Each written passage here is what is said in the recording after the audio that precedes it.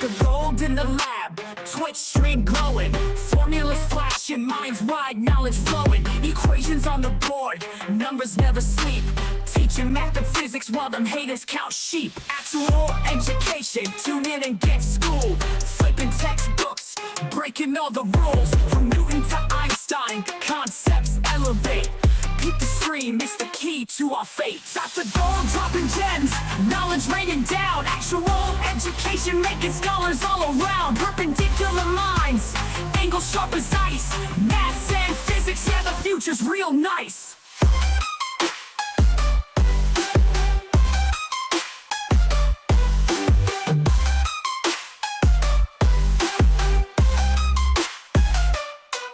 Got the Pythagorean triangles about to flex, quantum theories on deck, breaking all the specs, relativity theories, worlds getting small, grasp the universal laws, standing tall. From the atom to the cosmos, we rolling deep, grazing up the stars, no time to sleep. Black holes and supernovas, concepts we unfold, brain power heavy, yeah, that's Dr. Gold. Dr. Gold dropping gems, knowledge raining down, actual education making scholars all around. Perpendicular minds, angles sharp as ice, maths and physics, yeah, the future's real nice.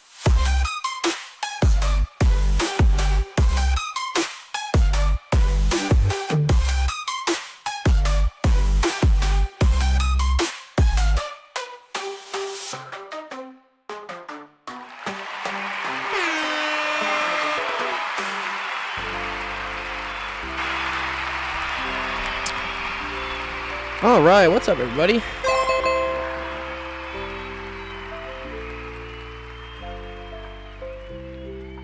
Get all the chat working. There we go. Oh wow, we've had a lot of follows in the last couple days.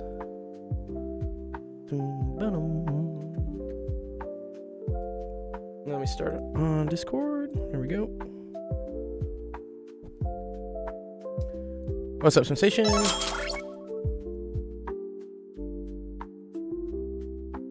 I love these new gradient name tags. They're so cool. Discord will forever get me, dude. Wagwan.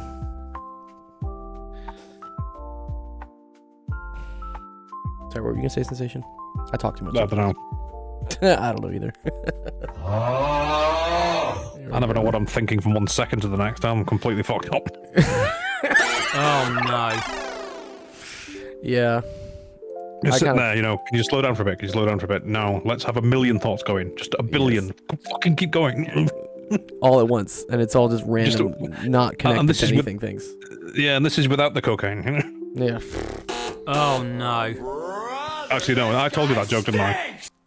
No, which joke? Tell me. Well, we found out what my problem was because I took speed one time and it had the exact opposite intended effect. And they went, "Oh, did you know they give speed to people with ADHD?" And I went, "Oh, so I probably got ADHD then." That's not what happened in the end, but you know what I mean. So it's like, it is funny how those substances they work like that. If you don't have the condition, they do the opposite thing. If you're a normal person, it speeds you up like it's supposed to. That's why it's called speed.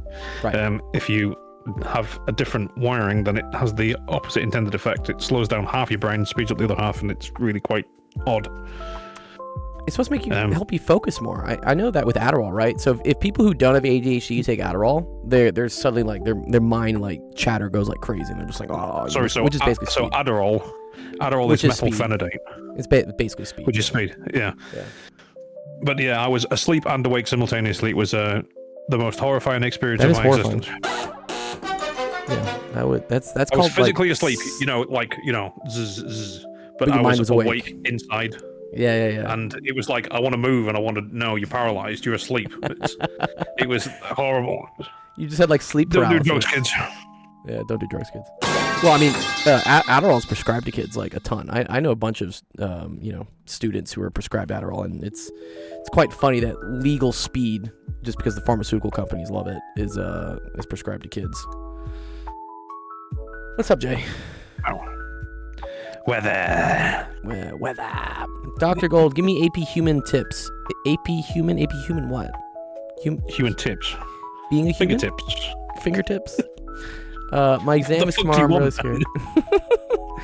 Human geography. Oh, there we go. I never took AP Human Geography. I don't even know if it was an AP class when I was in high school. What is AP Human Geography? I know, the is fuck that? is human geography? That doesn't make sense. As opposed to like I alien mean, anthropology. geography? I took it. It's like a bullshit like foo-foo class. It's Bufu? What is Bufu? The buttfuck nowhere? foo-foo. No, like foo-foo. Like Oh, Fufu. Fufu. It's a Fufu like class. not. It's just like random shit. I describe it as just like a class they made up because freshmen wanted to Take an AP something. course, and Yeah, so I need to it get a was 6.0 on my GPA. in AP. So yeah, it was like an AP course to Fascinating. prepare them for other AP courses. I guess I don't know. It's like Like AP I took pre-calc. it, I got credit for it, and then like it just shows up like on my college transcript. It's like, and Yeah. hey, like we don't have a course. Yeah, That's just it doesn't like, exist. Oh no. It's just like how people like move and stuff, and it's like the most like People, over place, and culture. yeah, Human it's like a geography. really over analyzed way. Like 11th Basically, edition? like, How have they written bunch 11 of the fucking book. editions of this? I don't know. Because I mean, Let me some of guess. the book is just like, oh, there's war. People are gonna move away from war and move towards peace, and it's like that's like what is that? It makes no sense. Well, I mean, no, it makes sense. It makes no sense why this needs to be like. That it's a an class and it needs to be AP taught. course. Yeah. Yeah, I feel you. Right, you know how people with Down syndrome have a particular phenotype, and so they all look the same. Oh right? no. I know where you this know is what I'm talking going. about, right? I know where this is going. So every teacher of that class will have blonde hair, Blue no, hair. blue hair, Blue hair. I was gonna say except blue for hair. Yeah, piercing. I knew you were gonna say this. and just look a bit downs. Every time, I bet you, 100% of the time. Oh man. Oh, sorry, Beef Beast. Did you say bad words? Sorry, you can say bad words, Beef Beast. Sorry. Let me give you the permissions. My bad. Just calling me a cunt. Who's Beef Beast? Beef Beast. Goated almond. Yeah, 1 sec. Let me give you so you can say that. I don't know what you want to say, but just sorry, can't say bad words. Okay, yeah. So in all reality, though, yeah, it's kind of like I haven't done any studying, so yeah, your exam's tomorrow, and you need to get a 5. Oh no. Unfortunately, counter to public opinion, I'm not Jesus Christ, so I just can't like make things like come out of nowhere. If you haven't studied at all, and the exam is tomorrow, and you need to get a 5, I can't perform miracles. For next time, turn up before Yeah, or start studying, weeks like, or months or years before, maybe. before. Or or what? you know what I've learned in my time, Yeah. is that maybe you may not be able to perform miracles, Yeah. but a solid hangover and willpower tends to be able. Oh no. No, we can't be recommending this to the kids. Actually, I you guess can, that does- but you I just have guess to add that this is on to the nice. end. Yes. Always drink a pint of water before bed. That is always a smart thing. Yeah. If you ever want to avoid the headache. And I don't always mean drink an water. American pint, I mean a UK Full pint. size. Yeah, not a 10 quid pint though. Have you seen that? The UK is apparently all up in shambles now because pints are 10 quid. Yeah, because it's London though. What do you want? It's... Yeah, it's like Goated says I took a practice test and I got a 57 out of 60. Oh, okay, W, dude. Then you're probably fine, man, dude. Like, who cares? Not a do-rag. Yeah, it's not a do-rag. It's a. We've been over this. Everyone always thinks it's a do-rag. It's not a do-rag. It's a bandana. It's a bandana, as they say. Okay. Looks like this. So Looks like this. it does. Yeah, and he folds it over. It does. It's not shaped or curved. It doesn't help with sensations, waves or weaves or whatever they call it. Nah, I'm telling you, Sensation's lying to us. He's got like just badass braids. Badass braids underneath there. It's just or just like straight up just an afro. Yeah. I'm probably going bald by this An point. afro right on. Yeah. Sometimes the world is making me go bald at this point. Definitely got a receding fucking hair. Do-rag crew. You still got hair. Mine's like slowly dying. Do-rag crew. Yeah, nice. Is this Sensation here on the left here? Won't be able to hear. Is this you, Sensation? Dude, is this you right here? Dude, is this childhood photo? of See, you? do-rags are slightly different. There you go. Yeah, you have a decent head of hair. Yeah, nice. For a 42. Yeah. What's up, No Gladiator? point talking to me. I can't hear you. You can't hear me? Oh, he doesn't have his headphones on. You don't have your headphones on. I got you. Okay. Oh yeah, you're right. He doesn't have them on. Yeah, he's like, there's no point talking to me. You can't hear on. me. I can't hear you. Yeah. You're a good Oh, yeah. sensation. I had a slow moment there. I didn't realize that. Yeah, you can't hear me if you don't have your headphones on. What was I going to say? Did I ever publicly show everyone that stupid photograph of me when I was like 17? I think you showed it to me, but you can post it again. And then let me help out Jay. Jay has questions. If I can find it. All right, go find it. Jay says, Dr. Gold, I'm considering doing physics for my undergrad. Did you find any troubles finding industry work after undergrad? Well, I didn't really go into industry. I will say, though, physics majors is apparently the highest unemployed major out of all the majors. Where is it? Unemployment by major. Oh, that photo, dude. Yeah, we'll pull that one up. I'm fucking deleting that afterwards. This is a great photo, dude. God, dude. Go on, man. That's how look long like- I've been wearing these things. You look like you sell really good weed or something, dude. Look how skinny I was. It's kind of funny. I know, me too. Anyways, yeah, so this came out, this was a study I saw recently, which was top unemployment rates for recent grads by major, and surprisingly, physics is really fucking up there, and so is computer engineering. The reason why computer engineering there, I think, is more of an effect of, there was a big tech boom, and everyone was told to go get a computer engineering degree because jobs were paying instant six figures and there was so many people hiring. So I don't think that's an effect of like computer engineering being a bad degree. I think it's an effect of way too many people got told to go into computer engineering and there just aren't enough jobs for that. And now those jobs are getting erased or offloaded to AI anyways. So that's why Well, I computer think- engineering looks bad. To computer engineering kind of somewhat gets outweighed when you have like software engineering and computer science that like specifically focus, on like hardware, or not hardware, sorry, software, and then you Sure. have like electrical engineering that specifically focuses on hardware, and then you have computer engineering that's just kind of like Yeah, what even is the computer middle engineering? there. Sorry, is that like developing like microprocessors and shit? Like, sorry, I thought computer engineering was kind of in the same thing as computer science. I guess they are two separate things. though. I remember looking into a computer engineering degree a while ago, yeah, but I think it's more like a general like focus on computers. It's like Oh, not a okay. bad degree, but there's like it's kind of like you're A like plus a jack of certification all- where it's kind of like a bullshit it's like degree. you're a jack of all trades between like Yeah. electrical and software. So then when you kind of like Mm-hmm. specifically try for one of them, they're like, no, we either want like a computer scientist or we want a Yeah, there it says Electrical optimizing computer hardware and software systems. Yeah, it just sounds like Hmm. really, I don't know, soft. I Sounds did it kinda at a low wishy-washy. level a long time ago. Yeah.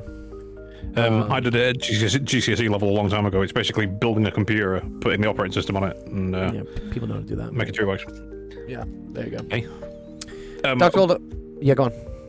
You need to stop extolling the benefits of LLMs, because Yeah. at the end of the day, they're not going to replace anybody because it's the same things being produced over and over again. You especially see it in images where it's like, Yeah. oh, well, we need to make a poster for some event coming up. Rascals was talking about this. And- All the frat posters are fucking. It's all They the all look same exactly the same. shit. Yeah, it's terrible. So there is no originality. So even LLMs will never replace graphics designers because Sure. people are just infinitely better at it. By But they're the not time infinitely LLMs catch efficient, up with though. people, Yeah. no. But they're significantly better. So people are always going to Sure. hire real people over. You would hope so. What you'll find is Frats have no by money, the time computers have become powerful enough to keep pace with human beings, Sure. governments will start stepping on it and be like, no, we're just using up way too many resources way before you even get there. Yeah. As they should do. Because it's No, like, we don't have the water supplies to power the Exactly. fucking machines. No, I get it. And I've heard this a lot, that this is very akin to what was happening. People have warned me. They said that AI prices are about to like skyrocket. That this is just, all these companies are losing money and investors are pouring in money, and now they're expecting, wait a minute, I need a return on this investment. But It's gonna, all these it's gonna blow like every Yeah. other one. all these companies have been offering their services for like severely discounted rates because they want to be the number one. They want the adoption rate.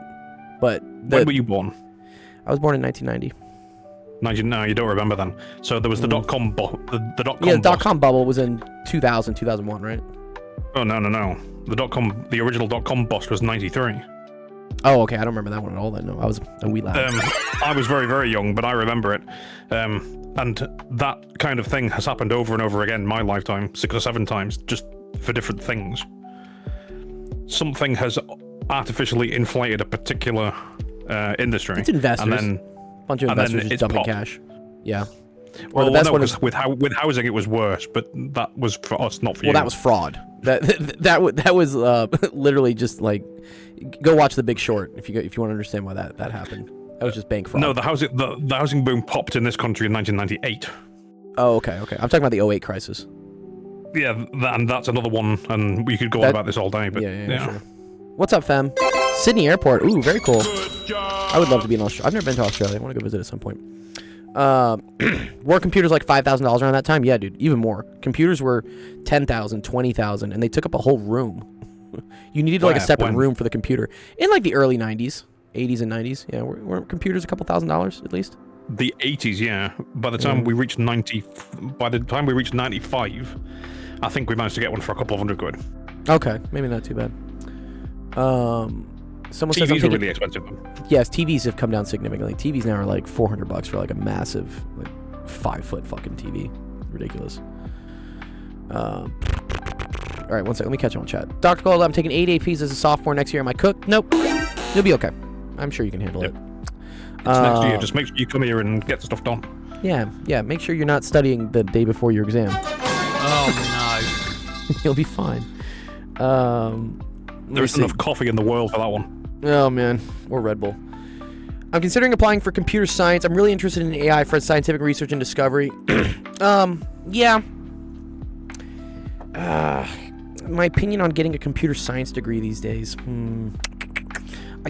I think if you really want to get interested in like AI, scientific research and discovery stuff, maybe focus heavier on math. I think because understanding all this is what Breasticles is doing, for instance, to get a job in industry, and this is why, again, like, going to university, you would think that, oh, if I want to run a business or be a part of a business, I should go get a business degree. But a business degree doesn't teach you shit. So if you want to distinguish yourself from all the other applicants because you actually understand the underlying framework of what's going on in anything, you should just go get a math degree. At least for the AI and scientific all that stuff is the underlying framework on why any of this stuff works is math. So if you're really interested I in would doing still Physics. recommend double. the computer science, because the thing is, or like even a minor, just because there's also a lot of things that pop up in computer science that you won't really learn doing math for like the programming side. So like you have to understand things like object-oriented programming and Sure. operating systems and integrating everything together. But more you want to set yourself out from other computer and science majors, and you also need to understand going into computer science that realistically your first 1, 2, maybe 3 jobs are probably going to be shitty jobs because no one wants to hire someone straight out of college. If you're a good, like, big, like, open AI, those type of places, they really don't like hiring people out of college. Because most of them, like, when I talk with my dad, because he does hiring for an electrical engineering team, he'll be like, yeah, if I hire someone out of college, they'll come out of an engineering school with a 4.0 GPA thinking that they know everything and they're They're gonna hot be shit. cocky and overconfident, and it's not worth my time to fix that, so I'll just let them work at a shitty place. And then once they show that they're capable at a shitty job that I don't have to deal with, then I'll hire them again. Right. Yeah. Like you have to have like some See, sort of that's work interesting. experience. In this country, for computer engineering and computer science in general, you are forced to, as part of the degree, bachelor's or master's, to take a year in industry. Yeah, you have to do it's like an internship. What do they call it? Apprenticeship. You guys call it apprenticeships, I think, right? I think that's different.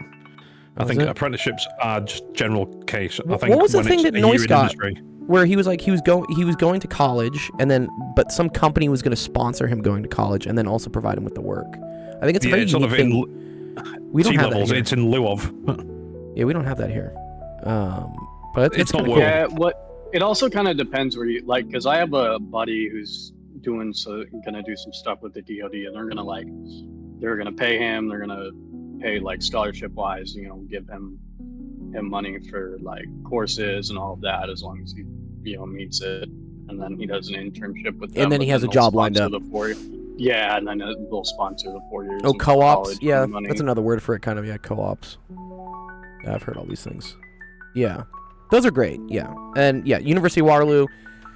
We've had a couple students go there. I know one of them. Well, I think Reki Rec just got accepted there. Actually, congrats, Reki. But yeah, those are good things to aspire for, and I do know that companies view those things as favorable places to employ people from. So, but also, I don't know. You're not even in college yet, right? You're starting college. I know it's probably a good idea to focus on like, am I going to get a job after this in 4 years? But don't let that like limit you. I mean, I think the whole fun thing about college is figuring out what you want to do. At least in the U.S., we're more cool with, you can even come in undeclared for the first year to just really like try to figure it out. I know in Europe and the UK, you go to college because you're already like on this path and you're basically like set, and that's what you have to do. But Before you get there. Yeah.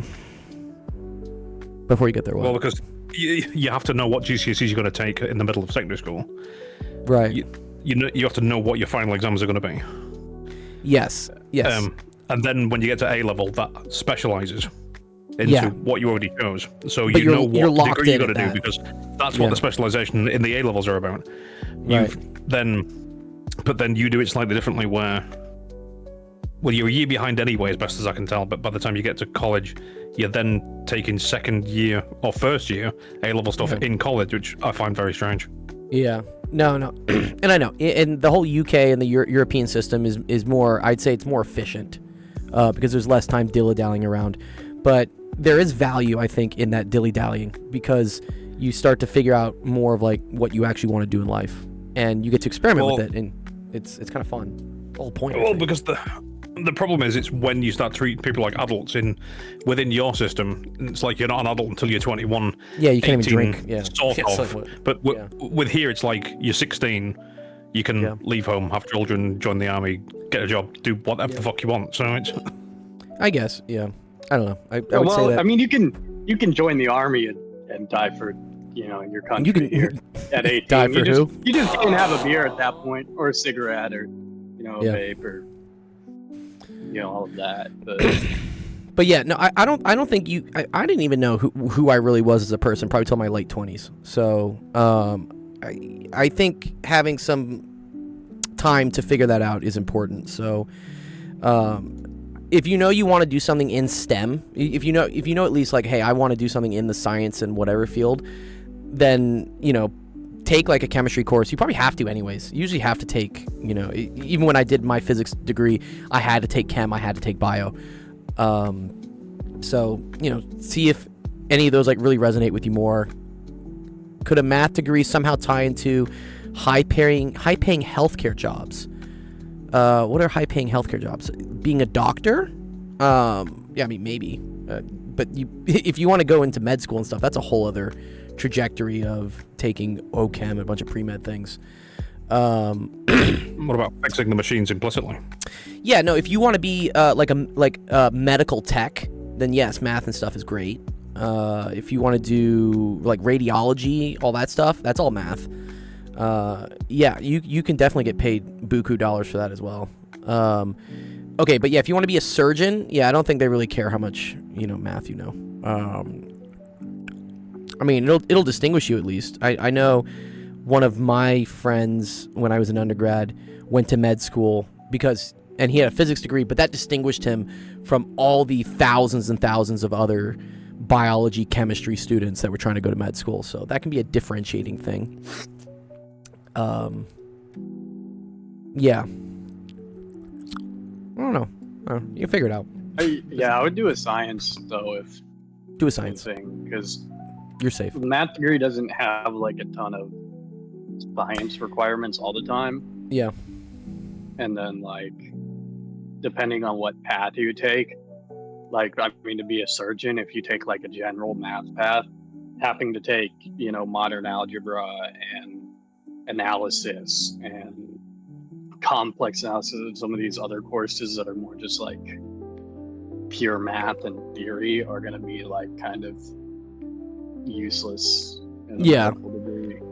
They do distinguish you though. I think is Yeah, the I key agree. thing here. If you want to look unique amongst all the thousands and thousands of applicants, because even becoming a surgeon, because it is so lucrative and it does pay very well, it's a very competitive thing once you get into medical school to even get into a residency for surgery. That the metric they have for like who wants this bad enough is, again, something kind of unrelated to surgery, which is just how well did you do in your classes memorizing shit and stuff. You would think if we really wanted the best surgeons, we would find out who has the highest dexterity and the best eye-hand coordination. We would just, see who could play Fortnite the best, or who has, video game skills and stuff. They talk about this actually. I think where playing video games instantly gives you a 10% boost in eye-hand coordination, and that's one of the most important things as a surgeon you need to know how to do. So there's a little bit of a disconnect there. Right, so I knew a guy that could just shoot at targets and hit them all the time without looking. Yeah. And Let's he make him a was surgeon. the greatest sharpshooter you'll ever know. Yeah. The guy was as thick as two short planks. Oh, So hand-eye coordination isn't necessarily much. that didn't work for And him there. I mean, dense cunt. I mean, proper. I like Yeah. football. I like football. Okay, yes. So you do, yeah. Not to shit on surgeons, like you do need to be. I mean, my dad was a neurosurgeon. You do have to be like, kind of like smart to do surgery because you're going to be put in tense situations. You have to make, life or death decisions on what goes on, and shit's always breaking and stuff. But it is much more of a physically demanding job. But the metric they do for determining who gets to be a surgeon is more of an academic thing. So it's kind of. Yeah, you do.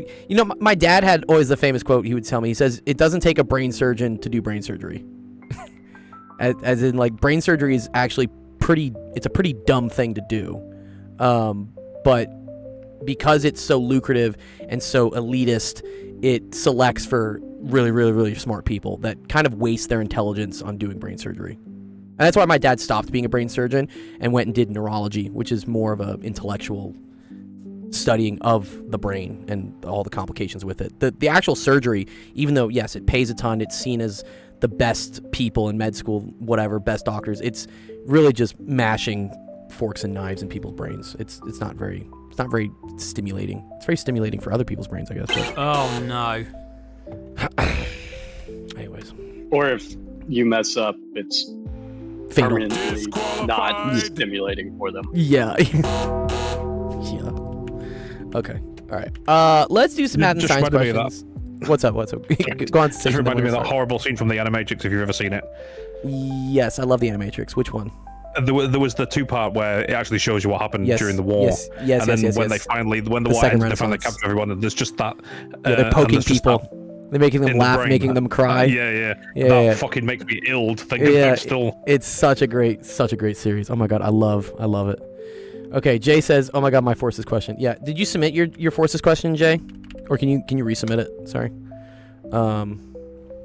Or you know what, Jay? Here, well, Jeff did claim me first, so but let me help you out, Jay, because you did ask yesterday. So And we should go live first.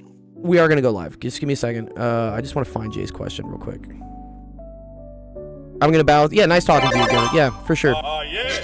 Feel free, come by anytime. You guys know the schedule and stuff where we stream, so, or I will remind people again. But okay, yeah, Jay, submit which physics question you need help with again, and I'll like give you favoritism on doing it. But that being said, let's go help you guys out with some math and science questions, and we'll start the stream. Cool. All right, welcome to everyone to Office Hours. My name is Dr. Golden, Actual Education. Streaming helps you with math and science homework. All sorts of fun stuff. Let's go live on all the channels. Still can't get my chat to work on TikTok. I don't know why. So many things I need to fix. Always something. Okay. Jeff did claim me first, and he said, I want to do equities questions first. Okay. Aw, dang it.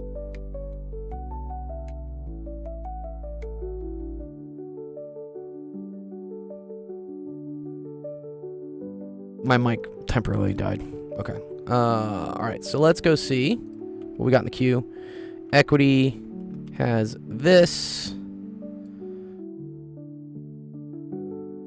Let's see. Let's do... It's actually fairly easy. Oh, nice. Yeah, I still need to... I'm going to work on building the thing that automatically judges the difficulty of questions. It's on my to-do list of many things to do. Maybe I'll get it done before I go to Europe. Maybe I won't. But yes, we're working on it. Okay, let's see. I still find that funny how it's like you call it Europe. Americans call it Europe. It's Europe is not Light. a monolith. I know. Well, I'm going to another continent. Yeah. It's another... No, that's just odd. It's like if you ask anyone in Europe, it's like, no, I come from, and they'll pick a country. Yeah, Luxembourg. I come from here. Yeah. And I'm not even really going to Europe. I'm just going to the UK. So it's Actually, like you go to Europe Ireland. Well, I'm flying into London, so I'm going to the UK first. But yeah. Wait, and then... why are you flying into Stansted? No, I'm flying into Heathrow. Oh, yeah. Did I say Stansted? No, I'm flying to Heathrow. No, I thought it was Stansted. I don't know why. I'll probably fly out of Stansted to Ireland just because it's closer to Cambridge, but we'll see.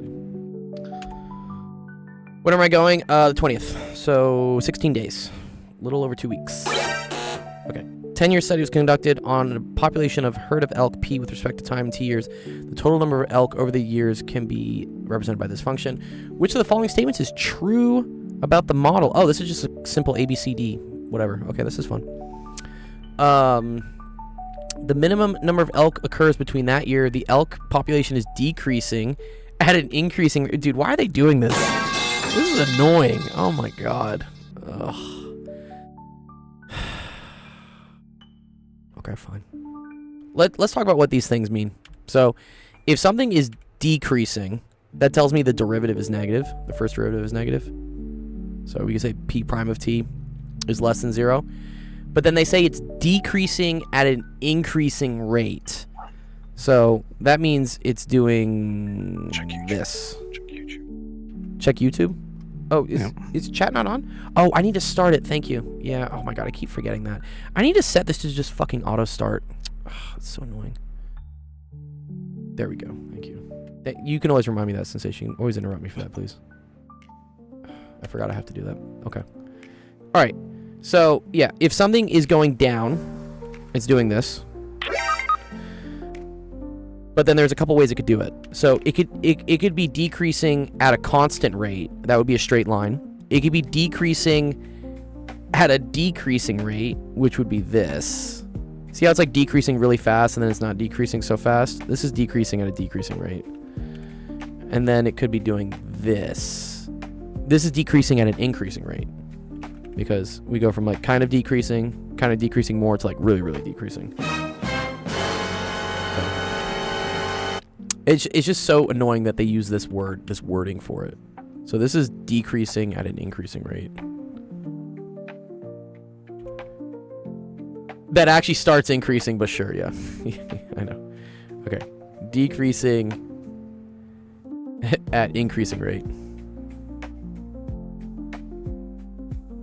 This is decreasing at a constant rate.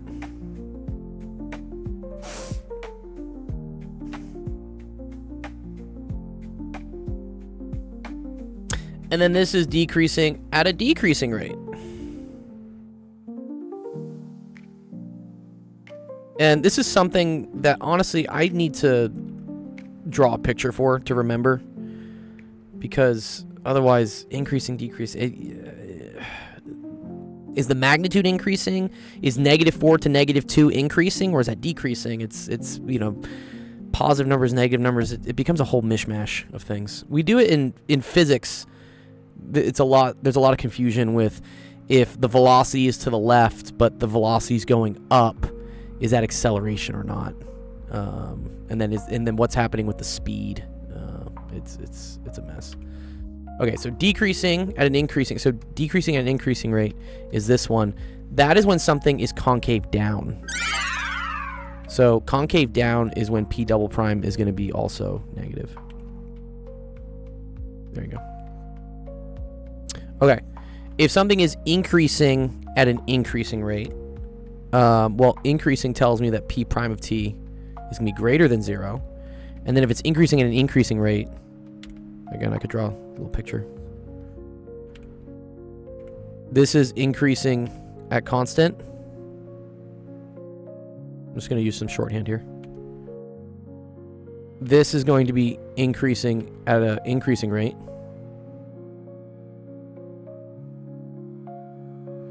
And then this is going to be... What's up, Equity? And then this is going to be increasing at a decreasing rate.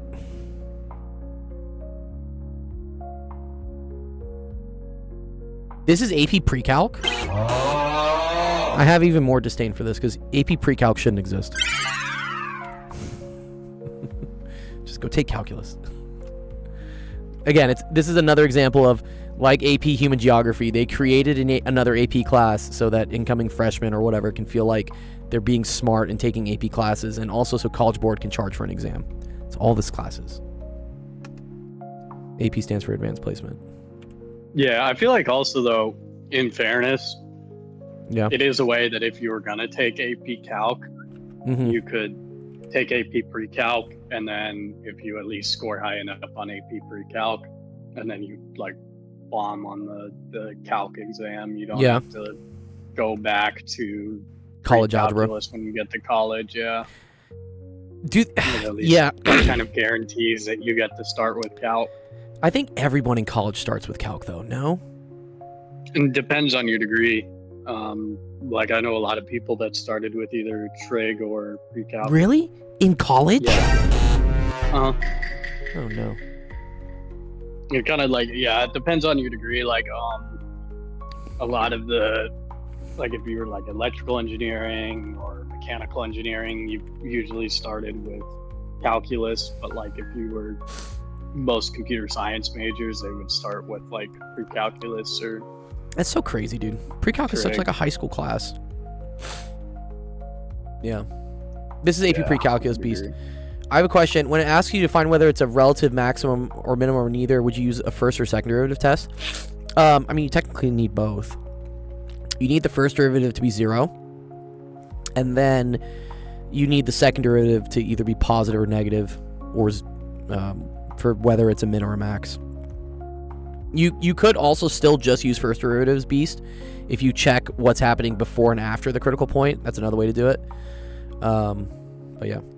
But yes, I can help with all these things for all you guys on TikTok that found us. If you ever want to submit a question, which you can do right now, the website for that is www.actualoffice. Yeah, it's on the screen, but I'll say it again, actualofficehours.com. Go there, type your username in, drop a screenshot, hit upload. It'll get put in the queue, and then we'll go through it at some point. So, here's the different increasing, decreasing, whatever things.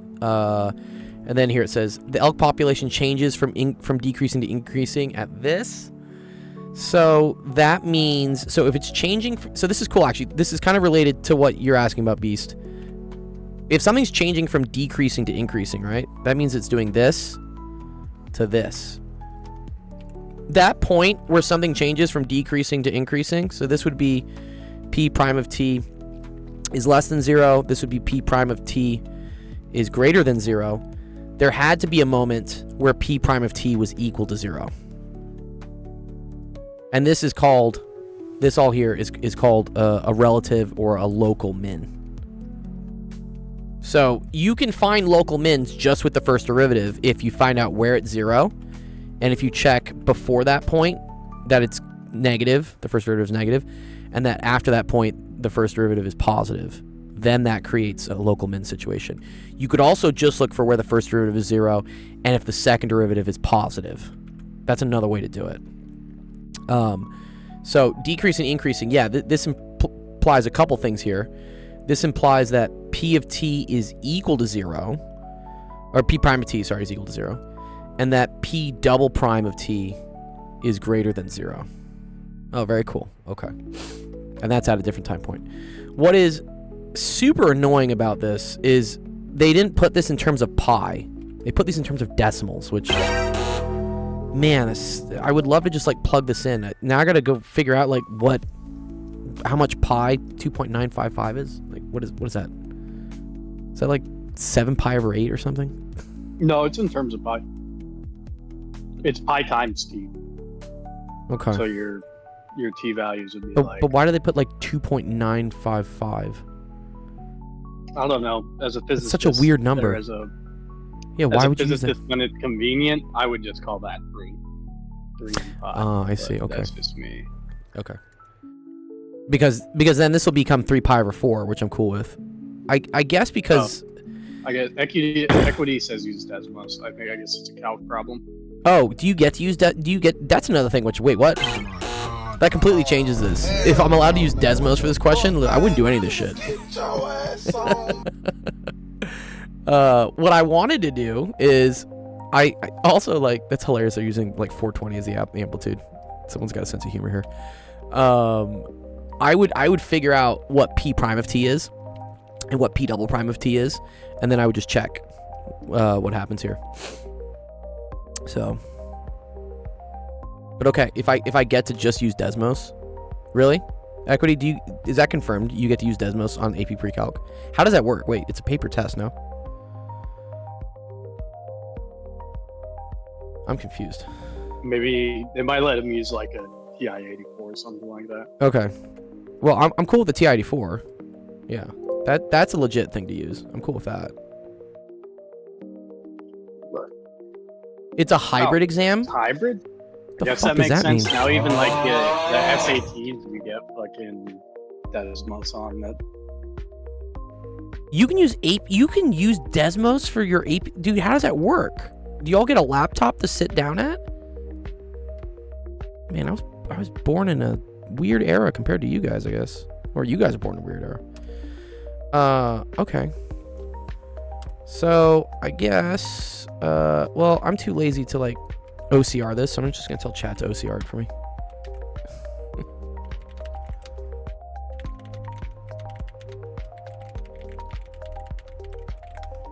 It's already there in the software? Oh, okay. Okay, cool. So, whatever. If I get to go to Desmos, love, I'm just gonna do this. I'm gonna do y equals, and then we have to make sure this is actually pi. Pi times t. And then I think you put like a capital T to make it a slider. Wait, how do I get it to be a slider? I just use X. Since X? T's our only variable. So Okay. Okay, and then you really gotta like, so 420 plus 1250. So this already tells you that our window is way out of whack. Our y-axis needs to start at probably like 800. It needs to max out at 1670, so 1700. There we go. And then x, here, we'll go from 0 to, what do they want? Where is it from? 0 to like 5-ish, or up to 9. Cool.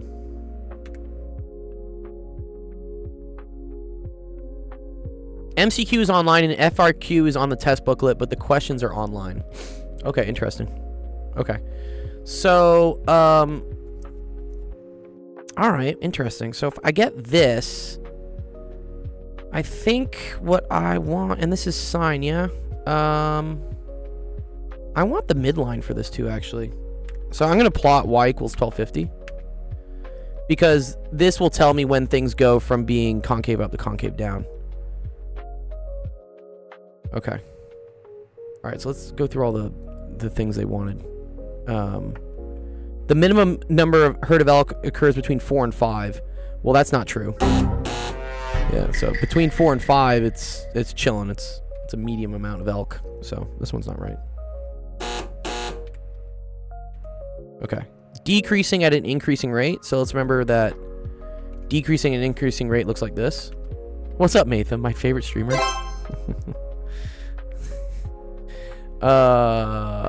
So 2.9. So between 3 and 5. Where's that? So between 3 and 5. Interesting. Yeah. Do you see here? Here is the 4.955. Wow. Oh, this is cool. I can just have it mark the points, right? Let's have it do that.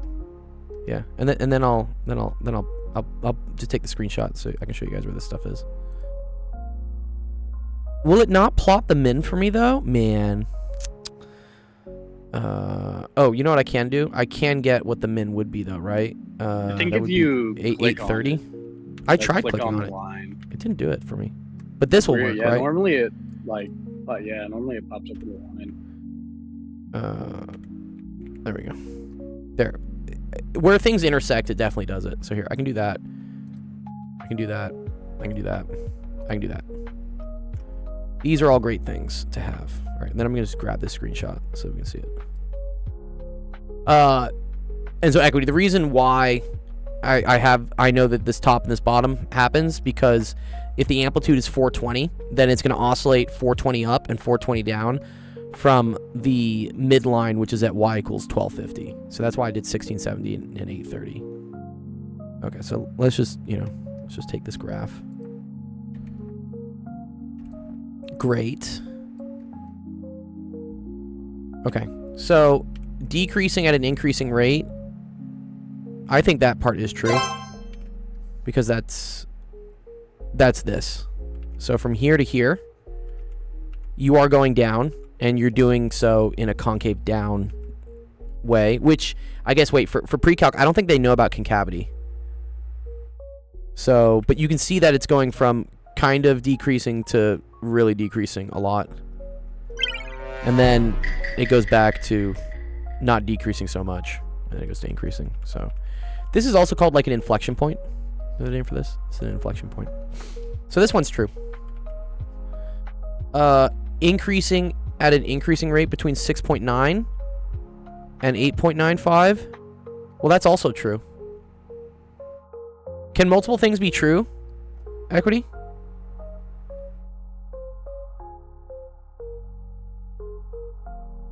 I think these are both I true. believe so. Yeah, I believe It so, says right? which of the following statements Which of the following? is true, so I'd assume so. Yeah. And so, yeah, that's happening from here to here as well. Because, again, increasing at kind of a slow rate, increasing really quickly. This is the fastest it will increase before it starts quote-unquote slowing down again next. What's the hardest topic in AP Calculus BC? Sequences and series.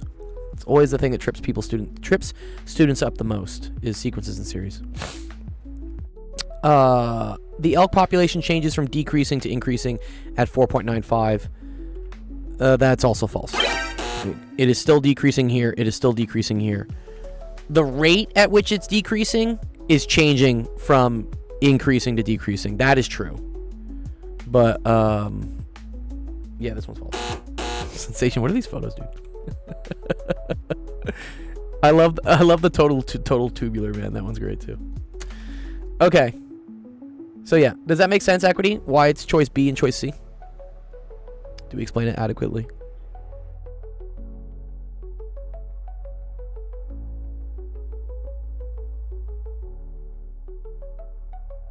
That actually starts increasing, yeah. Cool. All right, you're welcome, dude.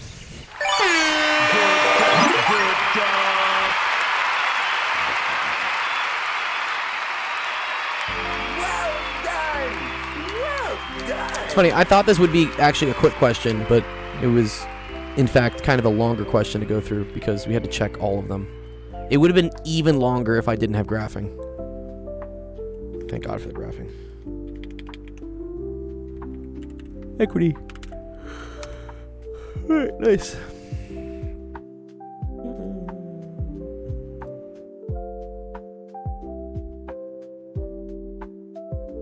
Okay, let's post that. Which question was that? Equities. Oh, wait. Why did I posted breasticles accidentally. Damn it. Ugh, this is what happens with the me first. I forget that if someone has claimed me first, it doesn't. Okay, I need to. All right, let me write that down. I need to, for my own sense of things, I need somehow for me first to trigger the queue. I'm sorry, Breasticles. I messed up. It's okay. Okay.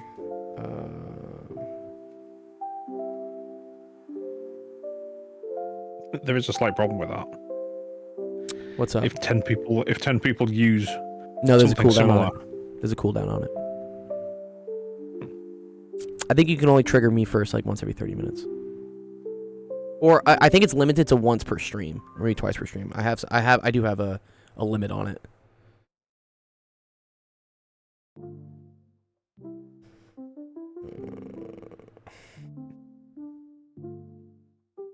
Okay. use this as a hawking stream. Like, do you want to buy a NES?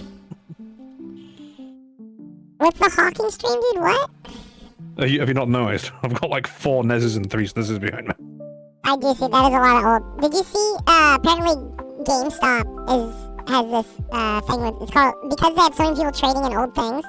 They now have GameStop Retro in the U.S. where you can buy retro games at GameStop everywhere in the U.S. Apparently, it used to be only like a select thing. But I just know because the Best Buy girl's back and she's doing the advertisements. CEX sort of does that, but there's so many independent retro shops. It's Yeah. like mental. There's like 3 per city. Yeah, so for us, like, no. There Wait, doesn't. Oh, Equity has a 2. God damn it, Equity. This is your other question? Sorry, I just marked your other one in. I'm a mess today. Oh no. Okay. I'm really fucking up today. Sorry. I saw Equity as question number 6. I didn't realize this was number 2. Okay, and then I just deleted it. Oh, okay. Here, I'm just manually putting this in for you. Equity.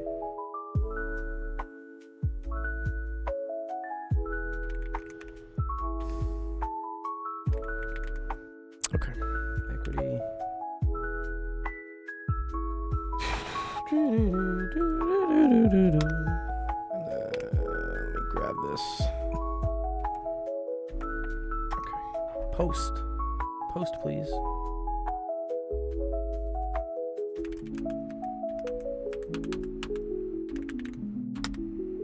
Okay.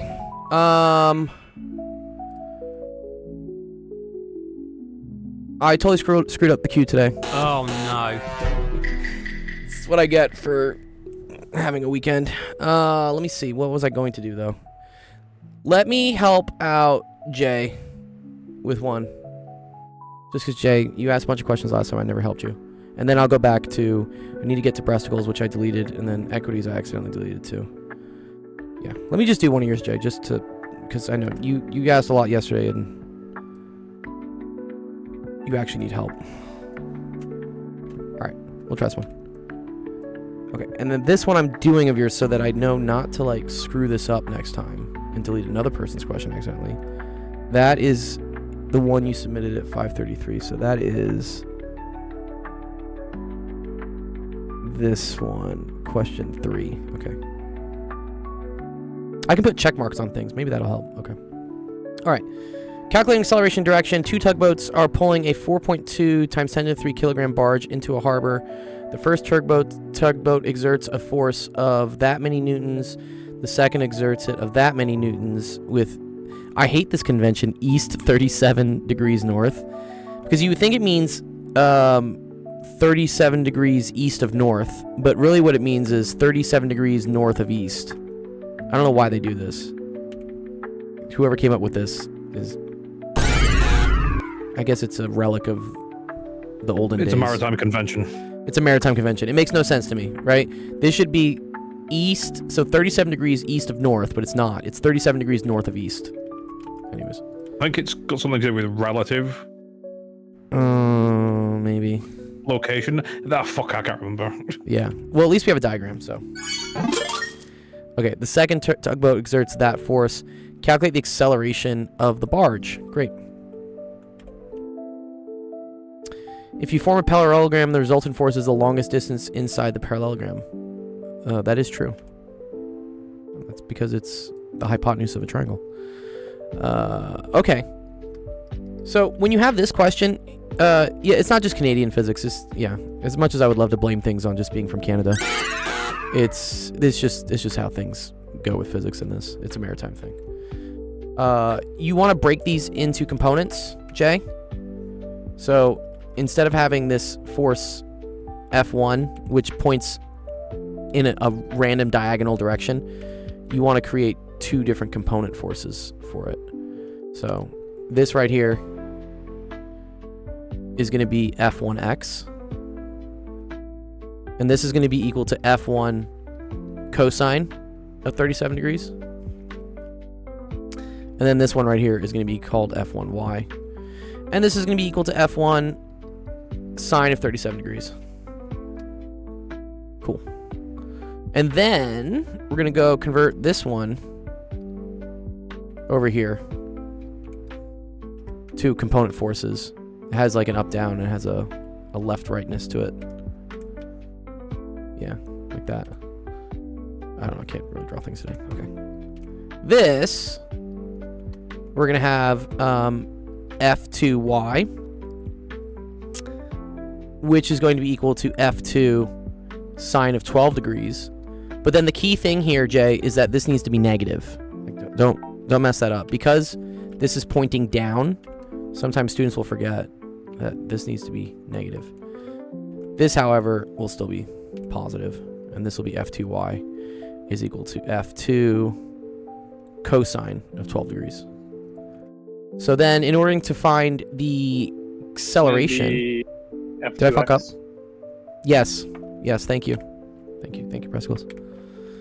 Yes, this is F2x. This problem must be the first sign of madness. What's up, Zach? Love the puns. Shout out to Zach.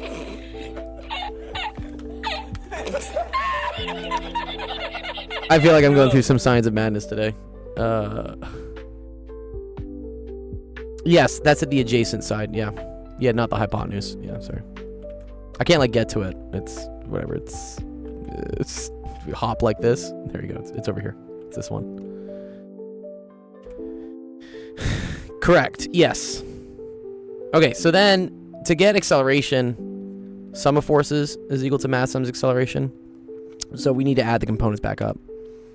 So we could say F3 is equal to F1 plus F2. Let's make that like the resultant force.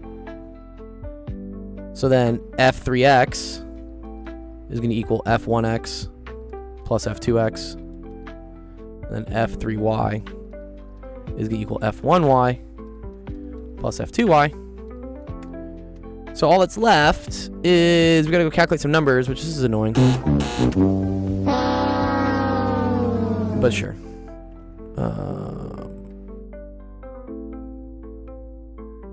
What is F1? 1.8 times 10 to the 3. Okay. So 1.8 times 10 to the 3. And then let's make sure we're in degree mode. Yep, good. So I'm going to do that times the cosine of 37 degrees. That's F1x. And then plus F2x, which is going to be 1.3 e to the 3. Howdy, celebrity comedy. What's going on, dude? Times the cosine of 12. Great. There we go. And so we get a number there. 2709 newtons. And then if we want to do the y component, all you do is you just change all these cosines to sines, and then we have to make sure one of them is negative. So this is now sine. This is sine as well. But then remember that the F2 one was a minus. So we put a minus here. And that gets us around 813. Okay. So now you can draw what your resultant F3 force is. So that's going to be kind of something like this. Where F3x was equal to 2709. And then F3y is equal to 813.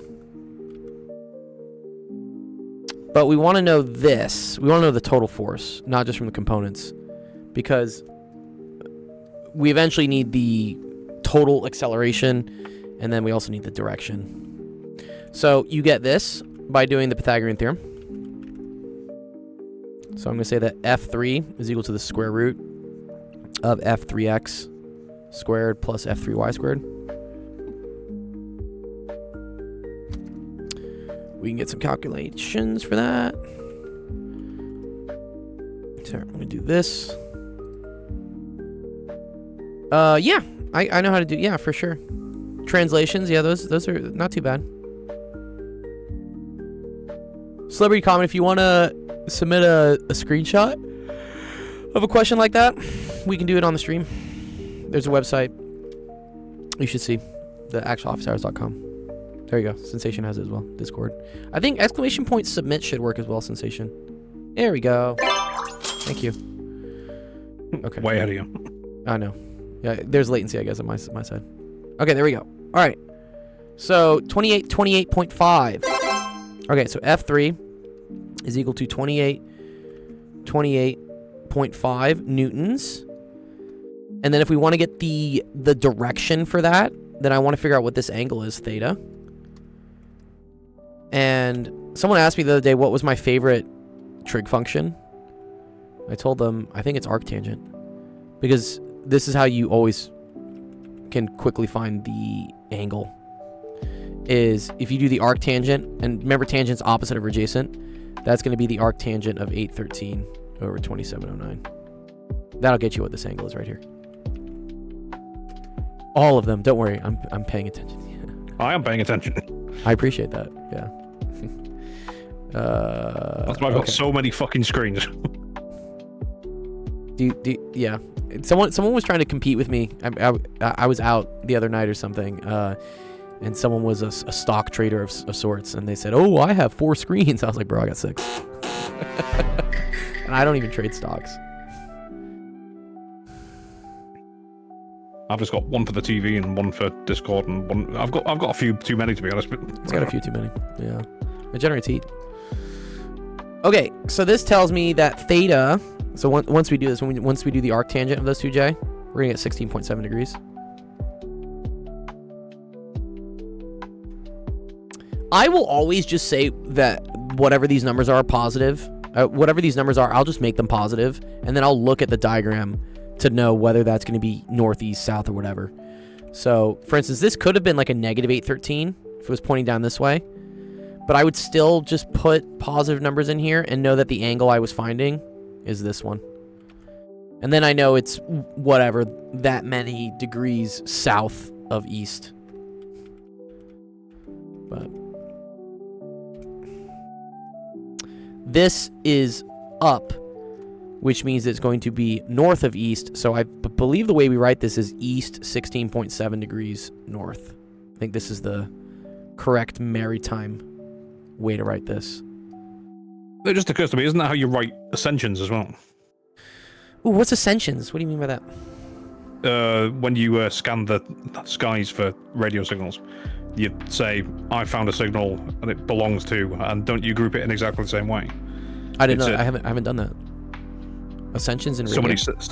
Somebody, it's you give it a coordinal direction, and then so many seconds, isn't it? Oh, okay, yeah. And then another coordinal direction. Yeah. Because from a human perspective, it's a flat plane, and you're looking up. And so you say it's so many things north, 13 seconds east. Because then that doesn't help in 3 dimensions. Azimuth, Jeff says, maybe? Azimuth? Yeah. The only experience I've got with that is the film Contact. Oh, Contact. That's a great film. Yeah. Old one, too, man. That's like a 90s film, no? 97? Yeah. Makes sense. Okay, but then, the other key thing here is they didn't actually technically want F3. They wanted the acceleration. And so what we have to remember is F is equal to ma. So if I want the acceleration, I have to divide that F3 by the mass. Right ascension. Right ascension is what Eclipse is saying. Yeah, because you were screaming it down the walkie-talkie in the movie, but it's been a long time since I've seen the movies. Who's that? Who's the female protagonist in that one? Jodie Foster. Jodie Foster. That's right. Yeah. And the And I didn't find out until later, until after, that it was written by Carl Sagan. Oh, really? It was written by Carl Sagan? Contact with the book was written by Carl Sagan. Oh, the book. Oh, okay, but not the screen. Carl Sagan died in the 80s, I think, right? Or the 90s? No, I can't remember, but it was anyway. It was a big thing because it was Carl Sagan. I didn't know it was, but then I didn't know who Carl Sagan was for a long time. Wait, didn't I just tell you though who Carl Sagan was because of the pie in the universe quote, right? We were just talking about Carl Sagan. Yeah, I just mean I didn't know who he was until they did a new series of fucking hell, I forgot what it's called now. Cosmos. Cosmos, yeah, which used to be Neil deGrasse Tyson, I think. Is it not still? But yeah. Is it still him? Anyway, I didn't know who Carl Sagan was until I found out about him, and then yeah, because he wasn't particularly popular over here. Historically, it tended to be our the original was Sagan. Oh, okay, cool. Yeah.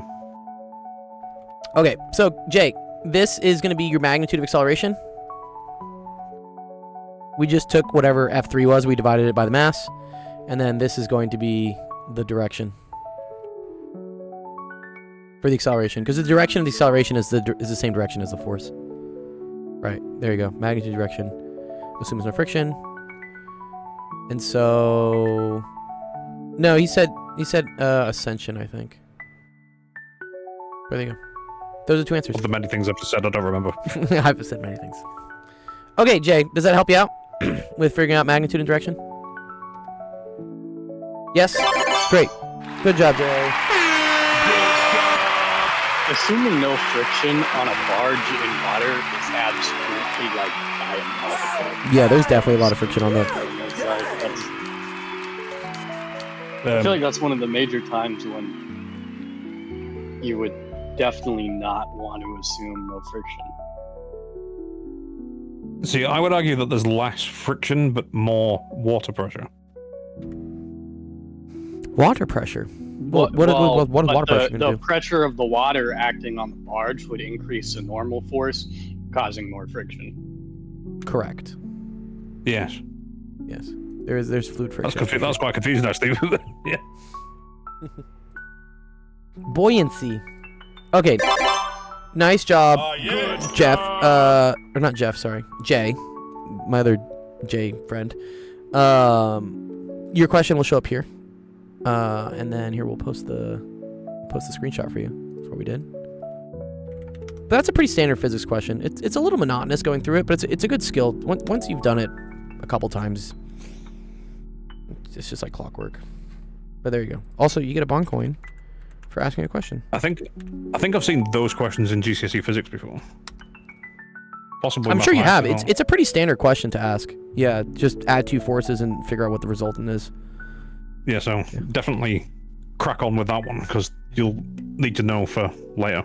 Yeah, it feels like particle motion, where you break down the particle. Yeah, exactly. Yeah, a lot of physics is breaking things into components in just X or just Y, and then doing math with them there, and then putting them back. Yeah. Russian components, American components, all made in Taiwan. Disqualified. I love that movie. All right, let's see. Let me spin the wheel once just to see, and then we'll do Brasicles because I accidentally deleted his. But let me at least spin the wheel. I haven't spun the wheel today. What was this? Omari? This is another. Oh, very interesting. Look at all these fun ones we have. Okay. Let's go choose a winner and see who we're gonna go help out. I haven't spun the wheel yet today. Let's go gambling.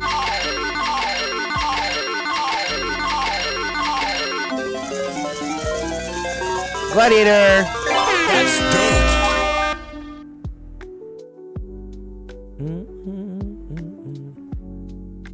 Ooh.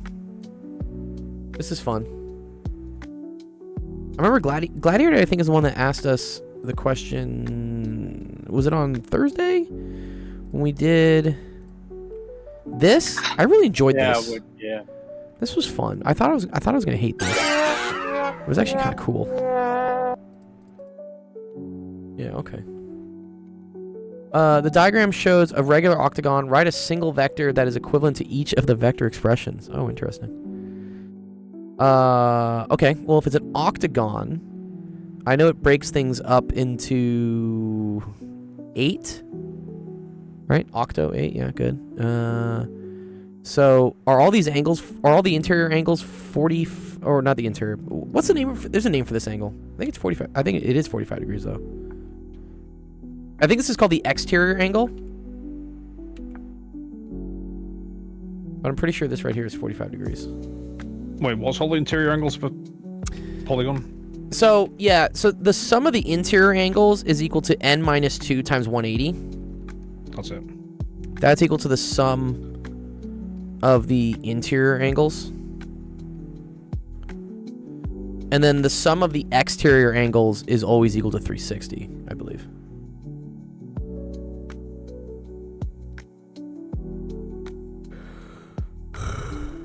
Because you have to go around in a circle. So then an exterior angle is just equal to 360 divided by n. Which that makes sense because 360 divided by 8 would get you 45. Okay. So there we go. So that's, I know that's what the exterior angle is. Okay, so all these things are nice perfect diagonals. Okay, so HA plus AB. Oh, that's so funny. And they want to know what this is. Well, wait a minute. Am I allowed to just write that this is equal to HB? What do they want it I'd written as? imagine so. Right? I thought this was gonna be more fun though. I mean, that's how I would. I think it does in B and D. It looks like it gets more A little tricky. interesting. Yeah. Okay. All right. Let's see. GH minus FG. Okay. So if you do GH, oh, let's not delete that. So if we do GH, oh, wrong color. And then minus FG. So FG was going this way, but now I need it to do minus, so it's going to go that way. So then that's this. Oh, I see. Yeah, wait, where the hell is that? What? Where does that go?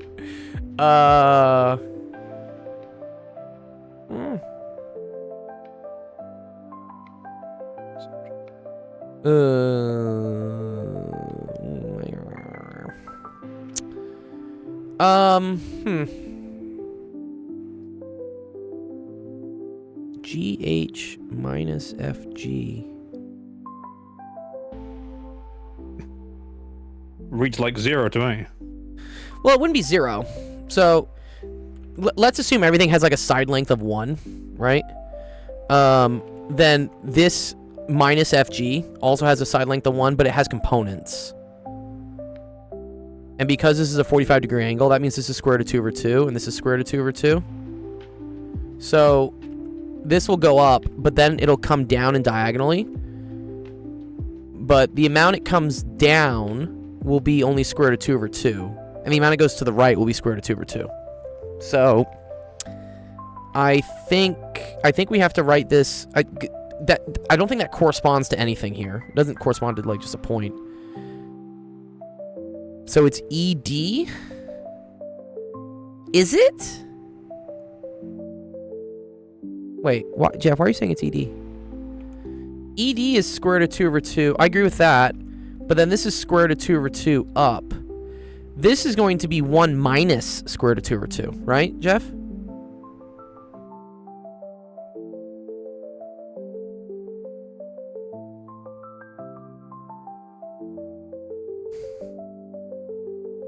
Yeah. Okay. I think actually they want numbers. Well, wait, what? How can I get numbers though? Write a single vector that write a single vector is equivalent. How, what the fuck do you do here? How? I'd assume in some way, shape, or form it wants us to break it into components. Yeah, right? But I don't have numbers for anything. We can't and that's what makes it kind of weird. Because on one hand, I want to just be like, it's the x component and the y component, just write one vector that's Yeah. like, gh sub x minus fg sub x, and write it as one vector. But I don't know if that's what they necessarily want. Yeah, okay. So maybe we put a question mark on this. This one I already know, right? So FE plus BA, that's going to be equal to 0. Because you're going to the right, you're going straight to the left. Cool. GA, so they're saying here, let's just see if the other ones kind of make sense. GA minus EH. So EH was this, but now I'm going that way. Plus DG. So plus, dude, this is so wacky. Whoa, what the hell?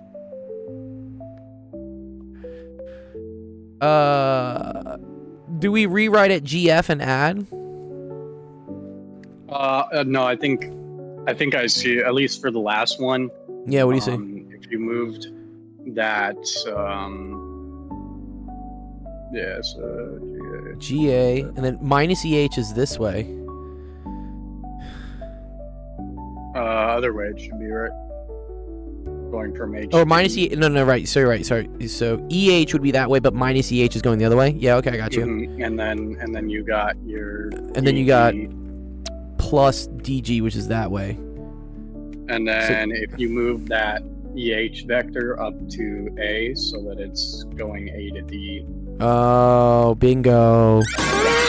Triangle. Yeah. Well, then it's just 0, right? It's also 0. Yeah.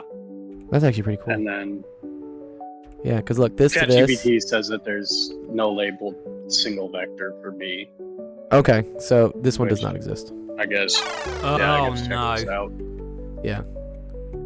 Yeah. Okay. Cool. I don't know any way to. Yeah, I don't really know any way to see it either. Yeah, I mean.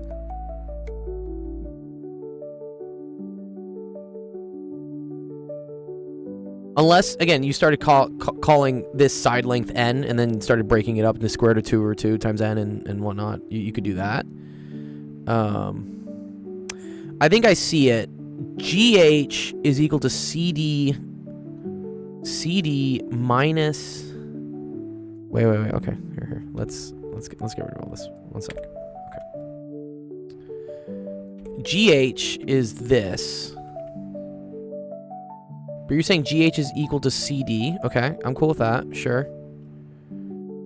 Minus FG is equal to GF.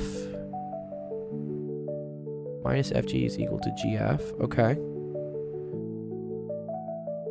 So CD plus BC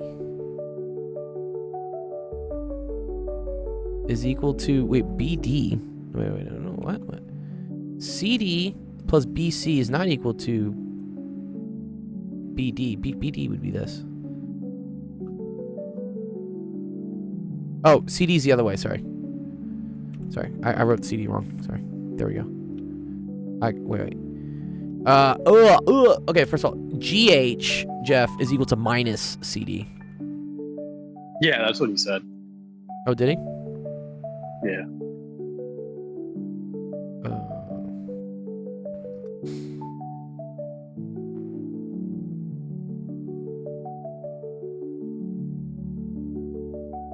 GH.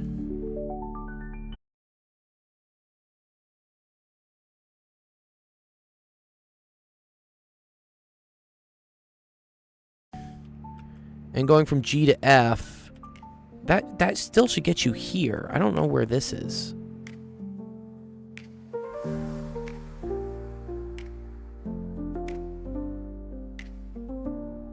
If it was this, if it was GH plus HF, then I think you could say GF. Yeah, it's just You can the cancel problem these is that out. with the direction, it just doesn't work like that. I think chat's trying to like make Do some sort of, transitivity like, stuff. Yeah, but Yeah, chat's having Chat's having a bad time with spatial recognition right now. It sees the math, but yeah, no, I see what chat says, and ChatGPT is, yeah, again, not always correct, especially when it has to do with like visual stuff. It's kind of difficult. It's great with manipulation of just like letters and stuff, but Well, and I think that's what it did there. Is a lot of the time with the vectors, if like with the H to A and then A to B, we can just say H to B, yeah, assuming that the tip ends at the tail. But in this case, it doesn't. right, Right? yeah. Yeah, H to A and then A to B. You can cross these out, and then that's the same thing as H to B. That's just like the I guess what is it, like transitive property of vectors or something, if that's a thing. Something like that. Something like that. But yeah, if you're doing this is G to H plus G to F. But you need the middle two things to match up. So I don't know. I think they kind of messed up on this one. Yeah, I think I just don't think there is one. I don't see any way that, like, at least without numbers or breaking it into component forms and adding numbers, that we could. Jeff write, says like, an equivalent vector. GH is the same thing as minus HG.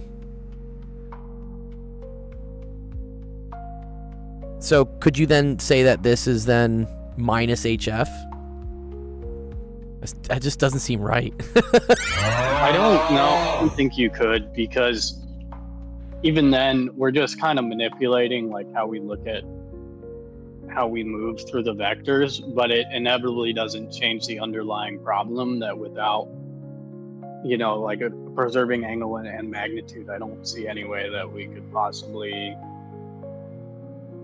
rearrange these vectors to conveniently work out without Yeah. rewriting it in component terms.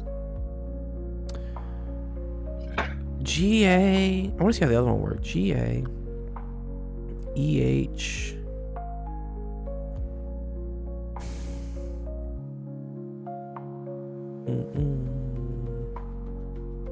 Okay, EH. So we had it do that way.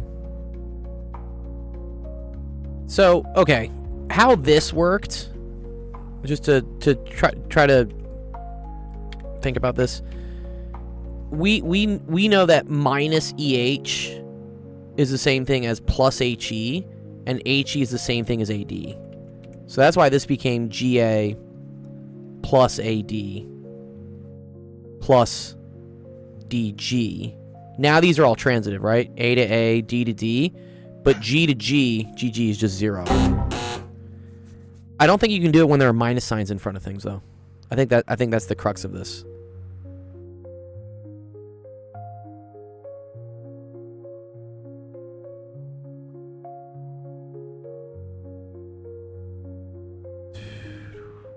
Yeah, it looks like the only way that I can find to get that would be with component forms. If we were to say like the length is n, yeah, you could do component forms of it, but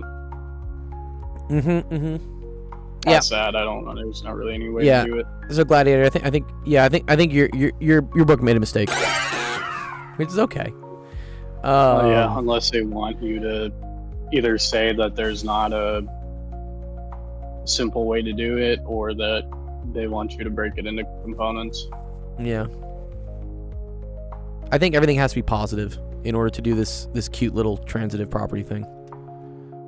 I don't, because when we say like AB plus BC is the same thing as AC, it's because this is the start and this is the finish, and then this is the start and then this is the finish. So if the finish and the start here are the same, you can kind of just get rid of them, and then now it's just A is start, C is finish. If there's a negative in front of it, now you're starting your finish flip. Well, and I think technically you kind of can, as long as you're not like opposing directions. It's just that by adding a negative, we're rotating that vector, and then that it doesn't work out as easily. Like if for minus FG, if there was like a point P that was at wherever that ends up, we could use that like sort of like transitivity to be like, yo, it goes from G to P, but since we don't have that, like, there's got you. If if we had this here to do that. Which country is that? I'm from Canada. Gladiator, are you from Canada? I forget. There are a lot of Canadian people on my server. Kaiju edits 88296. Yeah, Gladiator is from Canada. Kaiju, is this a question that you have seen in your Canadian school of things? That's kind of funny. Do you know what edits actually means in the original word? Edits? What do you mean edits? The word edits, do you know what it means in its original Latin? I don't know, changes? What does that Edit? mean? No, to eat. Ah. I like to eat. The phrase canis canem edit means dog eat dog. Ah. Edit. So I didn't know that. when it says kaiju edits, it says big monster eats. Big monster eats. Oh, you mean? Okay. I see what you're saying. Oh, you're saying in Japanese, edits means to eat. Kaiju means large monster. Edits is Latin for to eat. Oh, okay. Kaiju, that's your origin story apparently. Okay, cool. All right, good question, Gladiator. I think there was a mistake on number 2, but it's okay. It happens. See, never play. Okay, I did that correctly.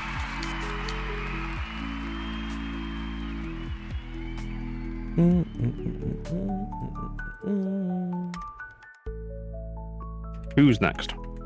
I was gonna do Brascals. Brascals, teach me. What are we doing? Let me find out what your question was. I'm going to teach you where the D'Alembert solution comes from. D'Alembert. Okay, here we go. Derive the D'Alembert solution to the wave equation. Kaiju says, I'm not sure. I'm retaking my senior year, so I'm dealing with Calc 1 and Math 31. Okay. All good, Kaiju. Well, Kaiju, if you ever need help with similar stuff like this, you can always go to our website. It's www.actualofficehours.com. And this is where people are putting their screenshots in for homework questions that don't make sense. And then we go over them here on the stream. Of course, if you ever want to figure out when we're streaming, there's a button here for the streaming schedule. And so this has a calendar of all the things that are happening. Oh, nice. Justin's on the calendar now. Love that. Okay, so we'll go raid Justin after this. But yeah, Justin is now on the calendar. And then yes, tomorrow we won't have a stream because I have to do an AP Physics 1 review. But if you're taking AP Physics or if you just want to hang out and learn about AP Physics, that'll be tomorrow's stream. I'll add an additional one on Wednesday to make up for us not having the Tuesday one. Yeah, Justin. Oh, Justin, let me know what. Send me a hex code for what color you want. Eric is like this nice little baby blue. Zach is kind of like a mauve. What do we call this? Like a mauve? It's in between like blue and purple. And then I feel like it's closer to purple. Like when I look for it, I look for like what seems like a purple. It seems kind of like a purple. Blue Indigo? maybe. Indigo maybe? Yeah. And then Penn Center is red. And then I think Math Pond is green. Yeah, Math Pond is green. So I say if you guys want, or well, please, the default is gray if we don't have a color for you. But yeah, let me know what color you want, Justin, and it shall be yours. Roy G. Biv says it's indigo. Okay, one sec. TikTok doesn't think I'm being active. Oh, you're Milkman 145 in the queue. I just thought we had to use. Oh, no, you don't have to use. No preference, Justin. You have to tell me something though.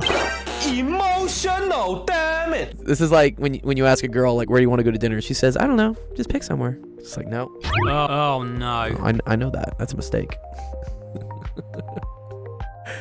I saw a list of things today. It was like, places not to take women on dates or first dates. And it was just really obvious, not really obvious stuff in the way that you wouldn't take them. It was really obvious in that's where you fucking would take people on a first date. It was Olive Garden and, McDonald's or whatever the fuck it was. Mackie D's. It's like, you don't know these people. You know fuck all about these people. It's like, you're going to take them somewhere cheap on a first date. Oh, I broke that rule. The girl I took out on Friday, I took to a very expensive place. No, don't do that. They'll A, expect it, and B, You might Well, just I hate them wanted to straight go. away and you just It- wasted I- loads of money. Well, also, otherwise, I really wanted to check the place out because it was the restaurant was owned by a very famous music producer. I use his plugins all the time in my stuff, and I can't go to that place by myself. It's just like lame. So it's kind of like an excuse. She did try to pay. To be honest, she did try to pull her wallet out, so she did try to pay for it, or pay 50-50. But I was like, I don't do that. See, I'm inviting what you I out to do dinner. I pay for it. is I choose somewhere where I have a gift card. So like one time I matched with this chick on Hinge, and this dude, I had given him a like I used to work at Take 5 with oil, and I had topped off his oil for free out of Oh, nice. policy. Good for you. I had poured a little extra in, and he was like, "Yo, man, like I appreciate it. Gives me a $25 gift card." Well, my W. cheap ass isn't about to actually like try to pay at a restaurant. So I asked her, I'm like, "Yo, Yeah. do you have a preference?" She's like, "No, like anything works." And I was like, and it was one of the like multiple like Oh, it works for a bunch of like different Olive restaurants. Garden or Outback or whatever. Yeah, I was yeah. like, "Well, does this one work?" She's like, "Yeah, that works great." And I was like, "Fuck yeah." Beautiful. Nice. Okay. Some you guys saying 0000. No, I can't have his hex code be just. Is that white or black? I think it's black. Or It's white. it's white. Yeah, I forget which one is. I had to think about that for a second. I think black is the absence of color though, right? So wouldn't 000000 be black? It is no, black. Wait. No, it is black. It is Zero- black. Yeah. Because The fuck is F then? F is 16, so F is, I think all F's is white, because when you have all the colors together, that's white. When you have the absence gonna of color, it's black. I'm pretty sure. Okay. thought it was black is 0, white is F. There we go. Yeah, triple F is white. All right, we figured it out. Okay, there we go. RGB, yes. Okay, here, let's do this, so we can help some other people out. All right, derive the D'Alembert solution to the wave equation. I think the wave equation is this. Is equal to, I don't know, something, and then it's like, oh wait, no, it can't be this. It's this. Is this the wave equation? Yeah, if you want to be minus, there's a c squared on the x term. And that notation is like really convenient in physics when like pi is your wave function, but normally we just use u. Okay, we can use u. That's cool. Use u And then, right? and then there's just a c squared here. That's it. Is there a minus c Yeah, squared? No, c squared is just your wave speed. Okay. In this case, that's actually part of why we like to use c squared, at least Okay. for various reasons, but like notation wise, it's c squared implies that it's positive. Okay. Cool. All right. Where do we go from this? So we're also going to have our initial conditions as u of x comma 0 being equal to f of x. Okay. And ut of x comma 0 is going to be equal to g of x. UT. Oh, so well, DUDT. yeah, so- yeah. Okay, I got you. Yeah. DUDT of x comma 0 is equal to, sorry, what? G of x. G of x. Okay. And those will be our initial. So this is our initial conditions. time, and then this is like our initial velocity per se. Yeah, exactly. Okay. So what we're first going to do is we're going to want to move the c squared uxx term over To the left? to the left-hand side. Yep. And I think I'm going to use this shorthand. I'm going to say UTT minus c squared UXX is equal to Yeah. 0. It's a lot faster. Yeah. So now what we can do is we can factor out our operator. So Okay. you're gonna get dtt minus c squared dxx. Factor out the operator. Oh, I see, because it's all acting on Yeah. you. Mhm. Zach says the curse notation. You don't like this notation, Zach? Zach's not a fan of it, apparently. Okay. Okay, but we're gonna Yes, factor out. I mean, it's an op- fair, but it's like 30 times faster. Okay. Do that. And oh wait, sorry. This is gonna be c squared, and this is gonna be c squared, dxx, right? Yeah, and technically, D is a partial in this case. Okay. So wait, do I write that like this? Yeah. Okay, and then this is gonna be acting on U. Mm-hmm. I hate this notation. He hates this notation. For those that are wondering, yeah, why? Okay, so this right here is the same thing as this. This just means take the derivative with respect to t, and then take it with respect to t again. Yeah. Okay. Okay. Now, we factor our operator again. The operator works a lot like a polynomial in this case. Oh. So oh what no we can way. Am say I gonna is do that- this? Really? Is this valid? Is this what you want me to do? Almost. Almost. Imagine our del TT minus c squared del XX. Imagine that was just like a difference of perfect squares. Yeah. We could just factor it. Right. If this was a minus b, or a squared minus b squared, this would be a plus b, a minus b. Mhm. So I guess if I have a minus b, I can also write that as the square root of a plus the square root of b times the square root of a minus the square root of b. Yeah, I guess you could do that, but we can just do that with the first a squared minus b squared and just write it as del t. Oh, minus sorry. C del x. So whoa. Okay, so sorry. I think okay. You're saying that the act of doing the derivative twice is like an exponent.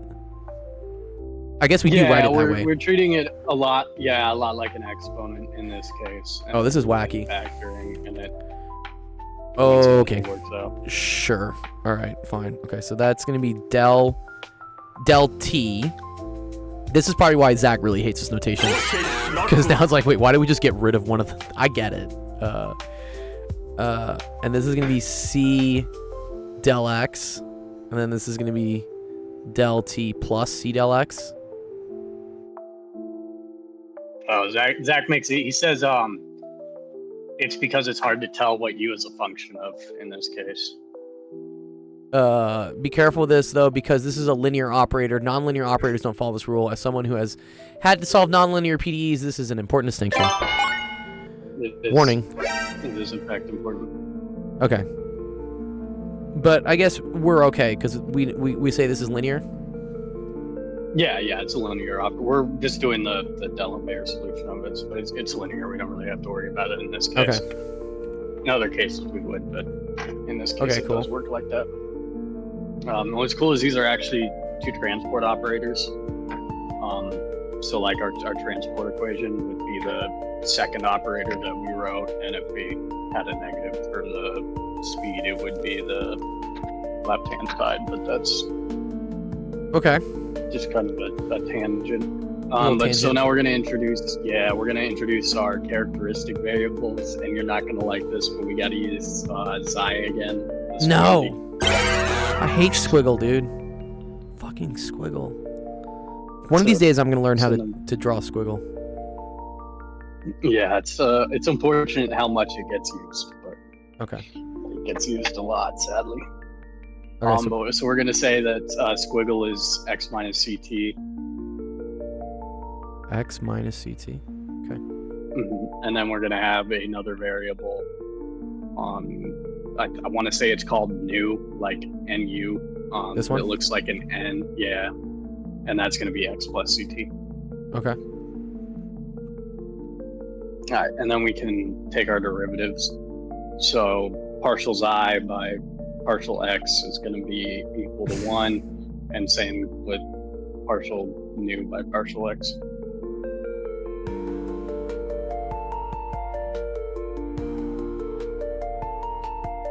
Oh, yes, Right. it's eta. It's eta. It's not nu. It's eta, not squiggle.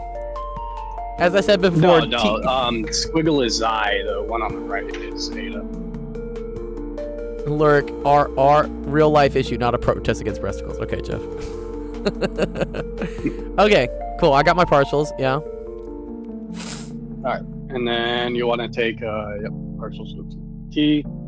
And so then we can say that partial x is partial xi plus partial n. Oh, okay. Okay, one sec. So you're gonna say from here, I'm gonna move this over. Wait. Wait a minute. Sorry. Repeat that again. Our partial x, so like the same way that we wrote our operators up above. Yeah. Oh, partial our x. partial x Yeah. is equal to our partial xi plus partial eta. Partial xi plus partial zeta. I mean partial nu. Eta. Oh, wait. Or yeah, or nu, or whatever it's. I forget the Greek names, but Okay. there are other variable. Why is that?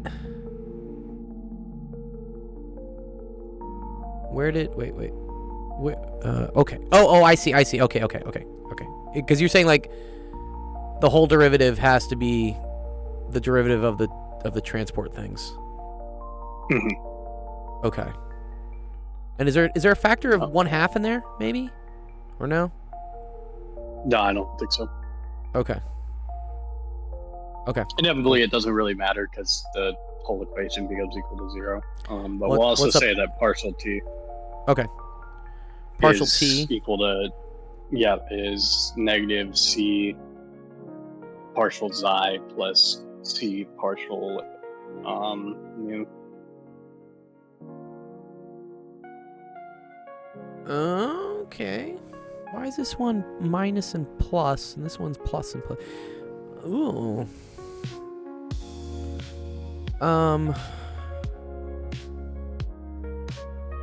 Partial psi. Oh, okay. Wait. I think I'm starting to see it. Okay. Partial psi. No. Partial. No, I don't get this. Hey, where the fuck? What? Why is this minus and plus? Is that coming from here?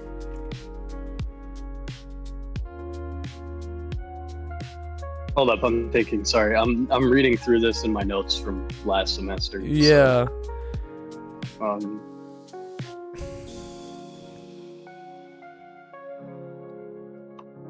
I think this is where the shorthand is starting to fuck me because now I'm confused like what the subscripts are for different things. What level of education are you at? let me screenshot this and ask you if you hear real quick. All right, you're good. Let me catch up with chat.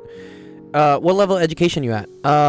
This is probably PDEs. I think this is a pretty high level college question, but don't be discouraged or scared at this. We were working on something a lot more simple before this, and then we were doing some physics before that. So, but every once in a while, I like to do some high level math things to expand my brain. Matrices. Speaking of Eric, we have done a lot with matrices before. If you need help on Gaussian elimination, feel free to submit that website there has a place you can submit some screenshots for us to do questions. Okay, let me see what Zach's saying. Make a system out of x and t in terms of eta and psi. Okay, I think I agree with that. Yeah, that's what I was trying to do. I just didn't know where the fucking partial was coming out of. Okay, so if I can say x is equal to eta plus ct, and then x is also equal to nu minus ct, and then take derivatives. Okay. But then partial x is equal to partial eta plus partial ct, right? Sorry. I think I have this so far, Zach, right? So partial x is equal to partial squiggle plus c partial t.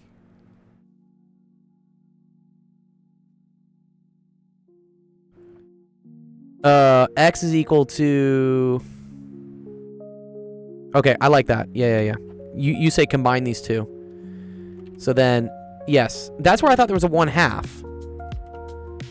So x is... So 2x is equal to eta plus nu, right? Okay, so x is equal to eta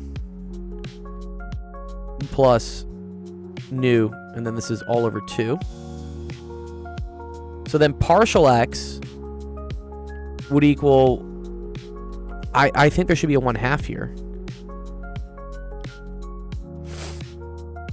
And then maybe if we want to do it in terms of t, then I'd have to say, okay, so ct is equal to x minus squiggle, eta. And then ct is also equal to nu minus x. Okay. So now if I combine these two, I get 2ct is equal to nu minus eta.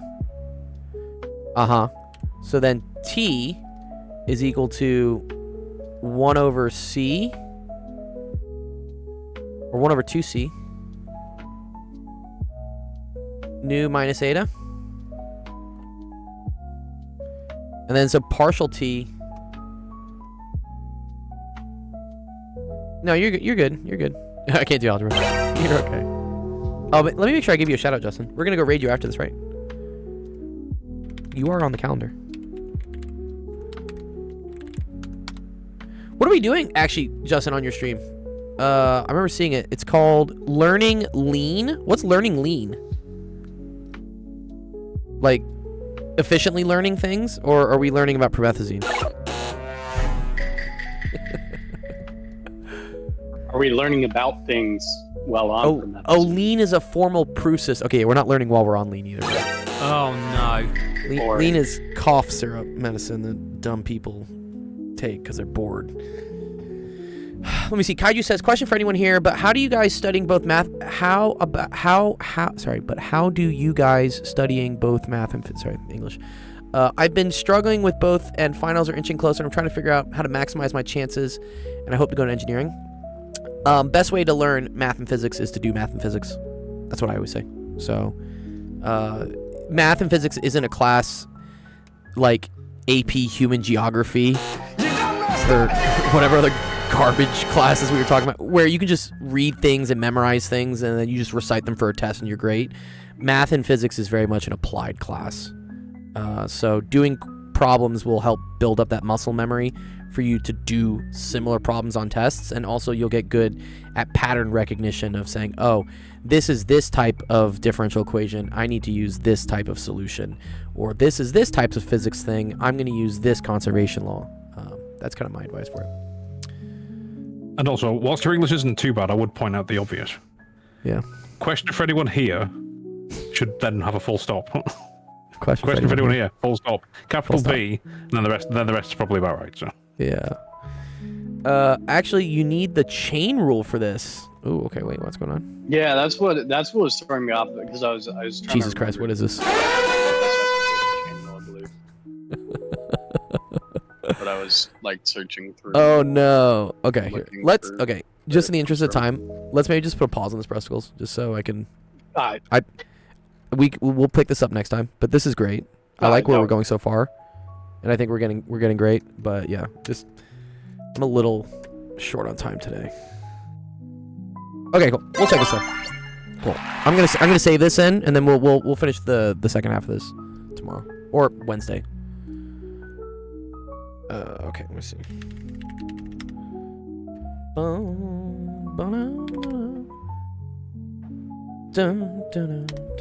When did that crank without a name go?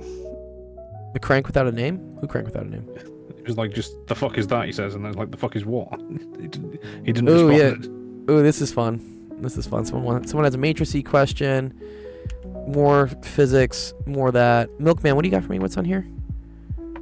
Oh, phase shifts? Yeah, this is kind of cool. Okay. And then Eclipse, how difficult is yours? We'll see. The matricy question? You like matricy questions. Then was Omari have something with masses? Okay. Oh, I hate coefficient of restitution. We don't learn that in U.S. physics. That's strictly a British thing. Coefficient of restitution. Yeah. I don't know that one. Yeah, it's a UK like physics thing. They love coefficient of restitution. One of the best analogies I've heard for learning physics is that like finding the answer is like navigating a spider web where each strand is an equation. Over time, you learn how to navigate the web. Yes, and then I would say the other brilliant thing of this is if anyone's ever been to hyperphysics, this is the OG way of us learning physics. They love this whole nested map of things. So for instance, E&M is like, ooh, electric charge, and then, oh, here's electric charge, but electric charge also connects to Coulomb's law. Once you get to Coulomb's law, you can do Gauss's law, which Gauss's law gets you to electric field, and then like, you know, this is physics. It's a bunch of topics that are all kind of connected to each other, and you learn about all the webs, all the connections. Okay. All right, let me spin the wheel. I have 36 minutes ish. I'm gonna try to work as quickly as I can through all you guys'. All right, let's go choose a winner. Let's go gambling! Eclipse has a really big chance here. Eclipse has been waiting for a while. Yeah, it's me. All right, cool. We'll see you just on the stream. All right, let me see. Maybe I can do part of this question. I don't know if I can do all of it. This is already getting... Yeah, oh, this is mirror charges. Oh, no. Oh, Eclipse. Oh, Eclipse. You're gonna hurt me. Method of mirror charges. Yeah, it's like one way to represent, I think, like electric fields and stuff. Yeah, there's always a trick. Yeah, okay. Yeah, it has to do with, grounded sheets and stuff. Okay, so for something to be grounded, it has to have zero electric field and I think like zero potential on it, right? So what we do in order to represent a grounded material is we place a mirror charge of an opposite charge, which essentially negates out the effect of the positive charge to create a zero potential here. I think that's usually what we do.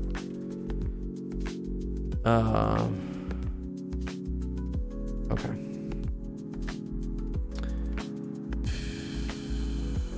Yeah, exactly right. Okay. A single positive point is located at an angle pi over 6 above the x-axis between two sheets. Okay. At r prime equals r. I don't know why they put these primes on things. You were to find the electrostatic potential for points inside the wedge. Right. Carefully sketch the location of the image charges and complete the table below. How many image charges are required? Right, okay.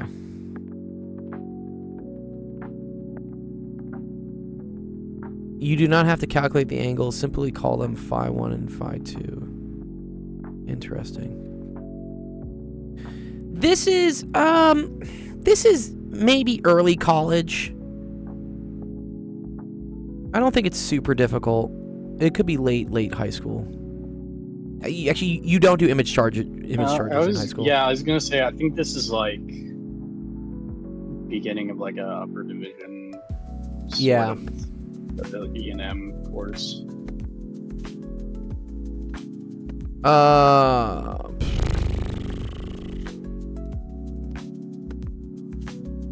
But then calculate the location of the image charges and complete the table. And then we don't need the angles, but wait, how do I know how many image charges I need? Because if I need zero potential here, don't I just need another one here that's like minus Q? And it depends on the charge, right? If this one is positive, then I think I need another charge here, which is Q minus. Let's just pretend this is positive. And then that should create an equipotential here for this, which is the same thing as being grounded. The issue is that then this is not grounded.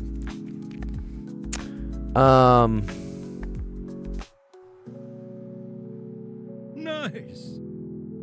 Am I on the right path, at least, Eclipse, at first? That let's pretend that I didn't even have to worry about this part of the wedge. If I just had this wedge and I wanted this to be an equipotential, I'm pretty sure I would call this Q minus and I call this Q positive. Yeah, it's your real E&M. It's upper division E&M.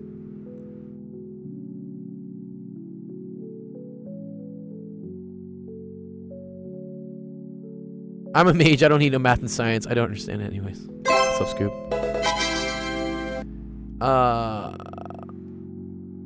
And then for this one, I think you just have you'd have a minus charge here.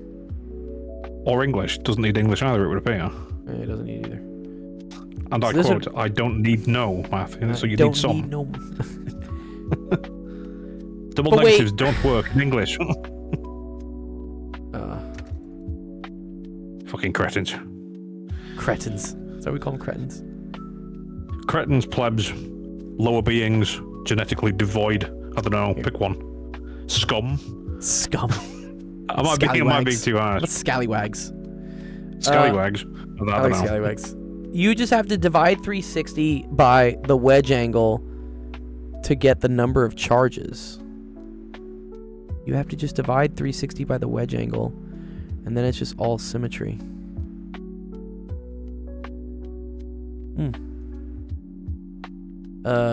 Okay, so 6? Is that what we're gonna say? 360 divided by 60 degrees is equal to 6. So I need 6 image charges. It's kind of a mess.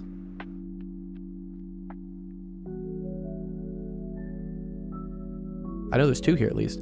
The issue is that then these two like fuck with each other, and this is no longer an equipotential. Oh, 5 image charges and 1 real. Well, this is the real charge now.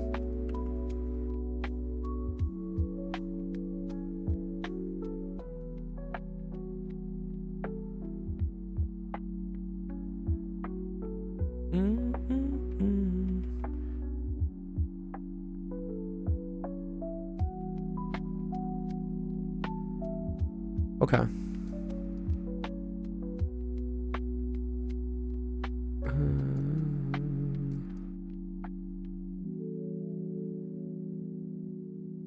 It's so funny. I don't think I ever even did image charges when I was in upper division E&M. This is something new that I've seen. I think engineers like it. It's always their fucking tricks. They love their tricks.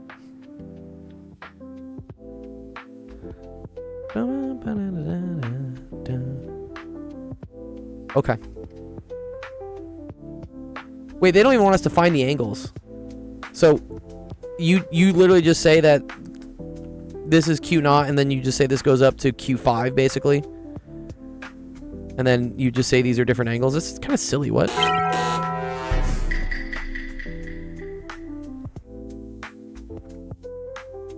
I'd love to know what the application for this is.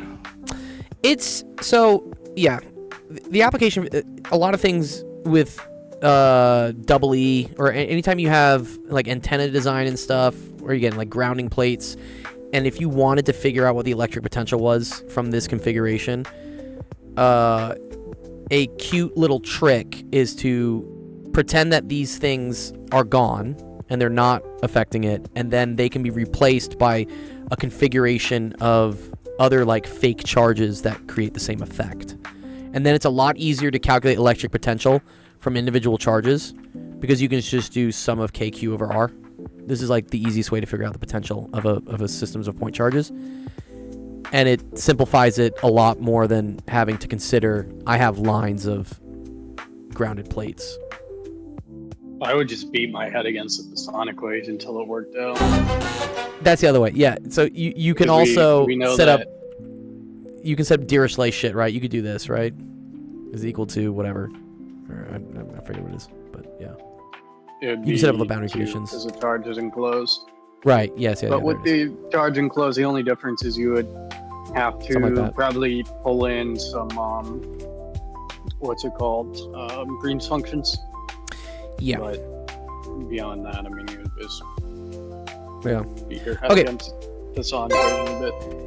In the essence of time, I'm gonna post this. Eclipse, if you have the solution for this, can you just drop it in my Discord so I can look at it? I'm curious to see it. I kind of get it, and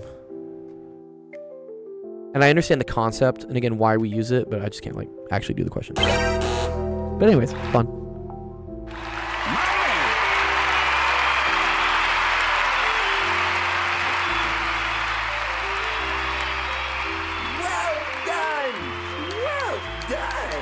All right, let's see.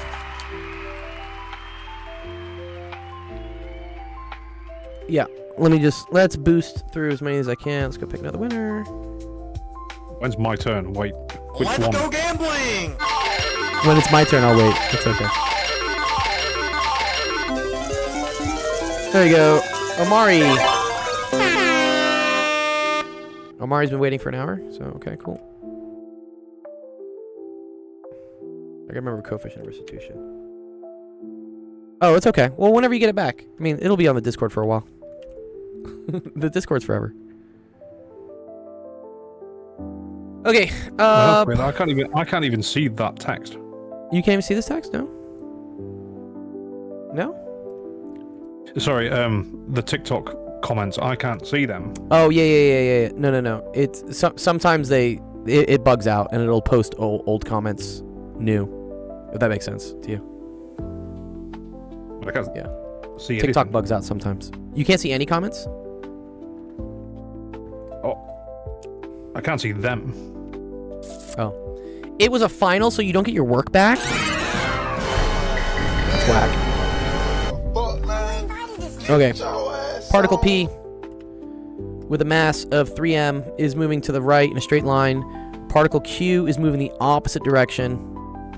So these two are going to collide with each other. And that has a mass 5m. The particles collide directly. Immediately before the collision, the speed of P is 2u. And the speed of Q is u. Or we're going to say minus u. Right, because it's going the opposite direction. The coefficient between P and Q is equal to E. Show that the speed of Q immediately after the collision is this. Okay, so I gotta go remember what coefficient of restitution is.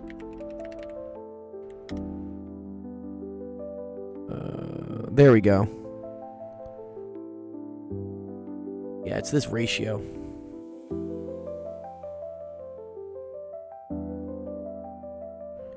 Relative velocity after the collision, relative velocity before the collision. V's the final. Yeah, okay, this is what I have to remember. His is Milkman, or no, I think his is literally just called Eric. Let's see. Yeah, okay. Okay, there we go.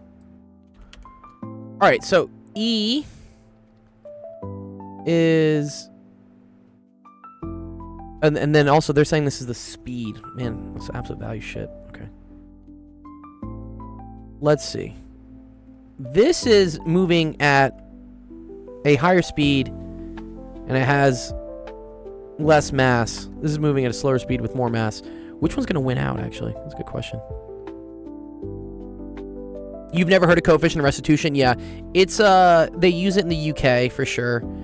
I don't know where Omari is from, but yeah. It's kind of a whack thing, but it has to... It's the ratio of the velocities, the relative velocities afterwards versus the relative velocity before the collision. Okay. All right, so VB minus VA. Well, we don't have that, right? Show that the speed of Q immediately after the collision is that. So that would be VB. Okay, so E is equal to, let's call this like Q prime. So I'm going to say Q prime minus P prime. And then this is going to be over the difference in their velocities before, but the difference in their velocities before is equal to 2, right? Because that's 5m minus 3m. So it's equal to 2m. Cool. All right. So then, and then they're calling the coefficient of restitution is E. And then I'm solving for Q prime. So I'll say Q prime is equal to 2me minus P prime. Okay, so I just have to find the velocity afterwards. So by conservation of momentum, total momentum before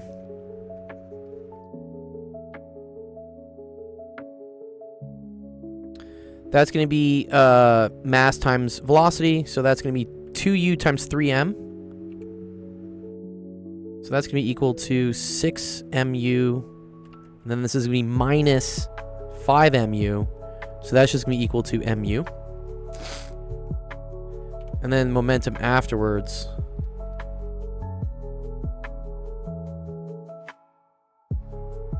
That's going to be equal to 3mp prime. And then we don't know this next one, but this is going to be plus 5m q prime. Okay. Oh, very cool. Okay, so now I can get an expression for what p prime is. Because I know that this also has to equal this. This has to equal mu. So let's get an expression for... So first of all, I can get rid of all the m's. Let's get rid of all these m's. So 3p prime plus q prime is equal to u. So p prime is equal to u minus q prime all over 3.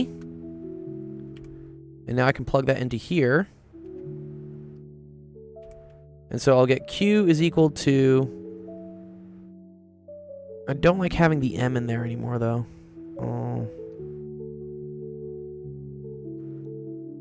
Oh, wait. No. This is wrong. This wasn't m. Sorry. This was 2u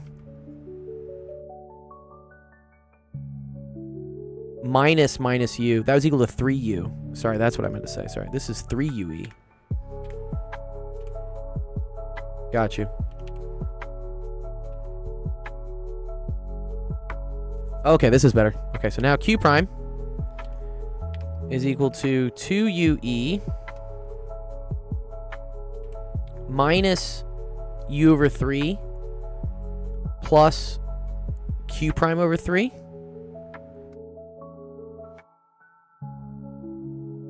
Where are we going to get the 8 from, though? Let me think. It's physics. You could just say it pops up. It just pops up. It's just there. It's just there. Well, okay, this is actually kind of cool. If I move this over, I'm going to get that 2/3 q prime is equal to 2ue minus u over 3. I can factor out the u and then multiply by 3/2. So q prime is equal to u times 3/2. So that's going to be 3e minus u over minus a half. They got u over 8, 9e plus 1. Uh-oh. Oh dear. Oh dear.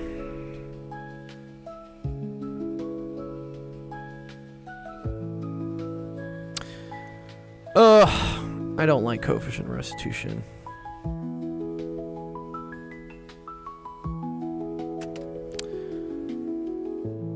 This seems like math and physics clothing. Yeah, because at the end of the day, you're like, wait, what? Like, what's the physics in this? I mean, the only physics we kind of used was this. Momentum before has to equal momentum afterwards.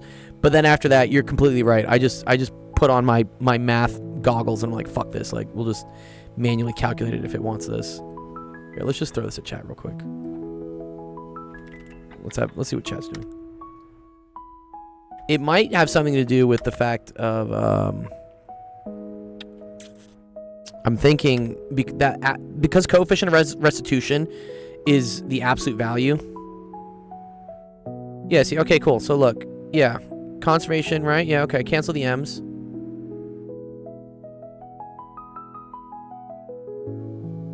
Okay. Okay, so I did something wrong with math, I guess. Let me see if I had that right. 6mu minus 5mu, right? Yeah, 6mu minus 5mu. Oh, I see what I fucked up.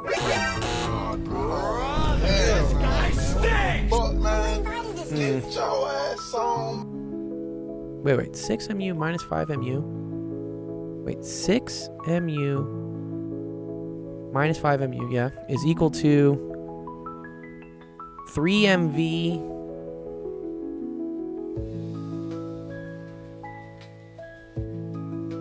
Oh, I forgot the 5 here. I just dropped the 5? You're not that guy, pal. Trust Oh me. no. You're not that Oh, I'm guy. making mistakes. This is not good. Okay, there we go. That's where this was wrong. Uh-huh. Okay, so then there's a 5 here. That might help out. So U is equal to 3V plus 5W. What's up, Justin?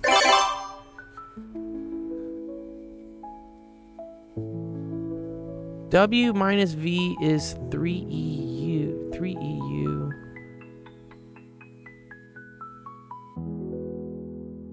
U is... What are they calling V and W, sorry? The velocity after the question is that. Okay.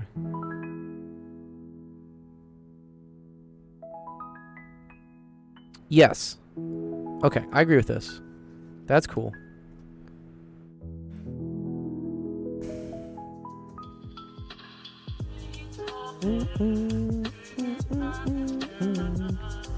Yep, and then Q minus is that's equal to E.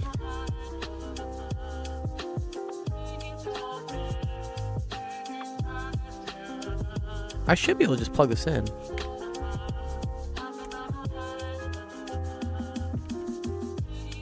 Q prime is equal to 3 UE minus oh, I see it. Minus U over 3 plus 5/3 Q prime. Oh, okay, okay. I'm going to multiply everything through by 3. So I'm going to say 3 Q prime is equal to 9 UE minus U plus 5 Q prime. Got it, okay. I want an 8, though. I want an 8. Yeah, because I'm solving for Q prime.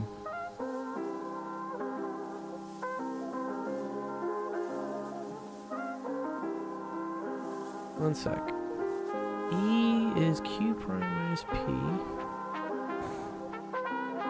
over 3U.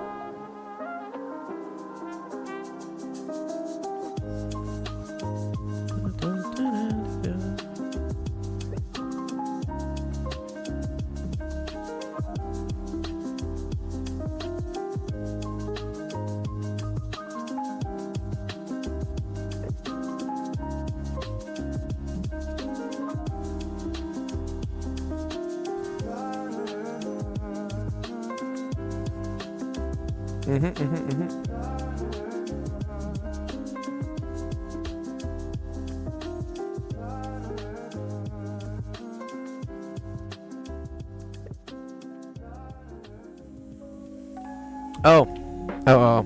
Yep, this is a plus. There we go. Plus. Minus. Plus. Minus. Move it over. Got it. 8 Q prime is equal to 9. Or so is equal to... do I want to pull the E out? No. I want to say 9U E plus 1. No.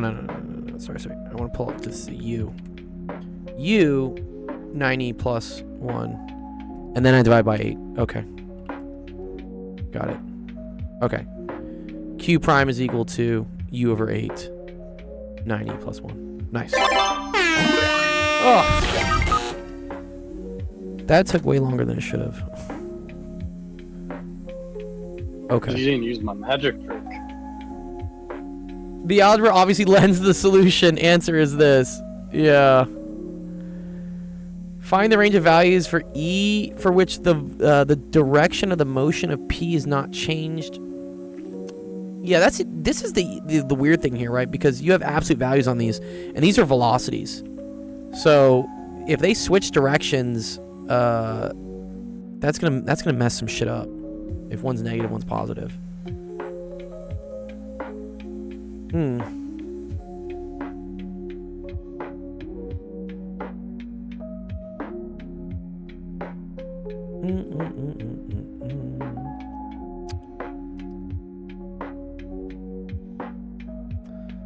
see.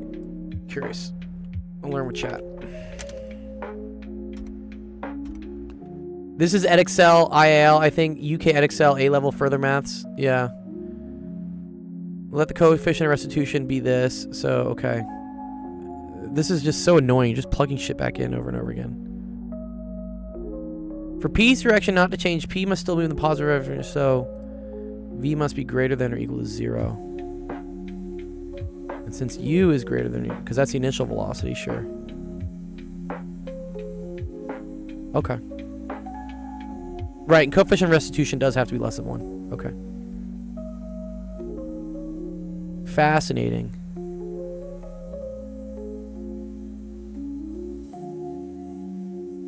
You study this age 16 and 18? Wow. That's pretty advanced. We just don't deal with coefficient of restitution. It is not an American physics thing. It's... I understand why you use it. It's for collisions, it's cool to talk about the ratio of the... It's kind of like the... Yeah, it's the relative velocities. So it's kind of... Is it the velocity of the center of mass, almost? Is that a way to think about it? No. I just lost all my lights.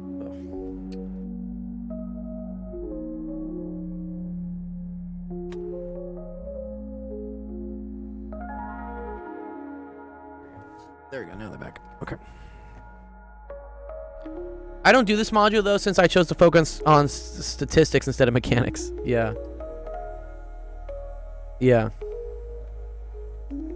Okay. Just in your interest of time, I'll call this one done. But, yeah, you can go solve the rest of things. Kind of an annoying question.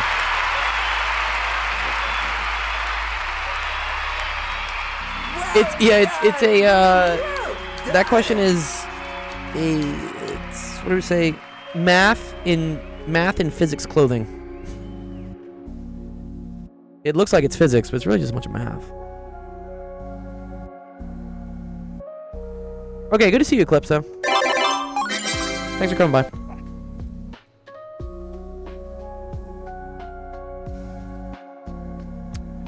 Pretty sure my t-shirt breaks copyright. What is it? Let me see. Oh, I love that. Can't someone else do it? Can't someone else just do it? Reminds me of, yeah. That's from, that's Dragon Ball, right? Yeah. Alright, let's see. Questions. Who choose winner? Choose winner, please. There you go. Let's go gambling! Why have Tilda as a name? Jay! Wow. 106 minutes ago. No upvotes, though. Why can't I click on this question, though? Excuse me? Oh, it's because it's a really small emoji. Yeah, I was gonna say it seems like a skill issue because I clicked it first time. Skill issue. This is probably another kind of annoying just physics thing of just plug and chug through stuff. Block A with mass suspended from a vertical string is shown below. Dude, why is the pulley here? What's up, Bella? Yeah. It was vibe coded. Hey. Zach isn't wrong. Actually, you know that timer there. Yeah. You can tell that that's vibe coded. Well, the reason also why the timer's wrong between the two different things because my system clock on this Windows PC just drifts for some reason. It makes no sense why it does it.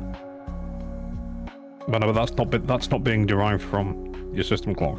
It is. Watch, because now I'll fix it. And then now they should be the same. How? Actually, yeah, wait, you're right. They are different. I don't know. Whatever. It's close. I don't know why the only reason I know that is because I was asked to test how efficient or effective vibe coding is, and it's just horseshit. No, look, And look, that was one of the tests. I was Now they're told to do. synced. Do you see? Now they're synced. Actually, now they're very close. No, but it's not synced to your time. It's synced to a server somewhere else. No. But I think it is synced to my system clock. It's weird because do you notice how now the times are like JavaScript. closer? It's JavaScript, yes. Yeah. Yeah, so it can have access to your system time. I think it does somehow though, dude, man. I think it does. If you could access a person's system using JavaScript, then everybody's computer would be at risk. I don't know what it is, man, dude. For some reason, it does read my local time though. Well, I really hope not, because I'm pretty sure you can break the world with that particular exploit. Well, cause watch here, I could manually set my time here. Here, can I change my time? Here, I'm gonna change my time. I'm gonna change my time to like 7 minutes forward, and watch, it'll fuck it. It might not reset it. Yeah. See, now it says there is no event. Do you see how now it says 1 minute? Yeah. And here, now I'm gonna tell it to go sync. I'm gonna tell it to go sync the time back, and it'll change. I don't know. I'll send you the code if you want to take a look at it, but I think it is reading it from my system clock somehow. Well, that was the other thing as well. It was just esoteric nonsense that ChatGPT was spitting out, and it was like no human beings writing it like this. Yeah. And if I think no Jeff human is being right. can write it like that, you can't. It gets read it through your If browser. you can't read it. I think when your browser does stuff, Sensation, it sends what your system time is. Oh yeah, that could work. I think that's what's happening. Yeah. In the 'Cause, container, yeah. Yeah, it'll fix itself. It's because the system, and I don't know why my computer doesn't know how to like keep fucking time. Like, my Casio here knows how to like keep time. Because you keep using Windows. Yeah, that's true. Well,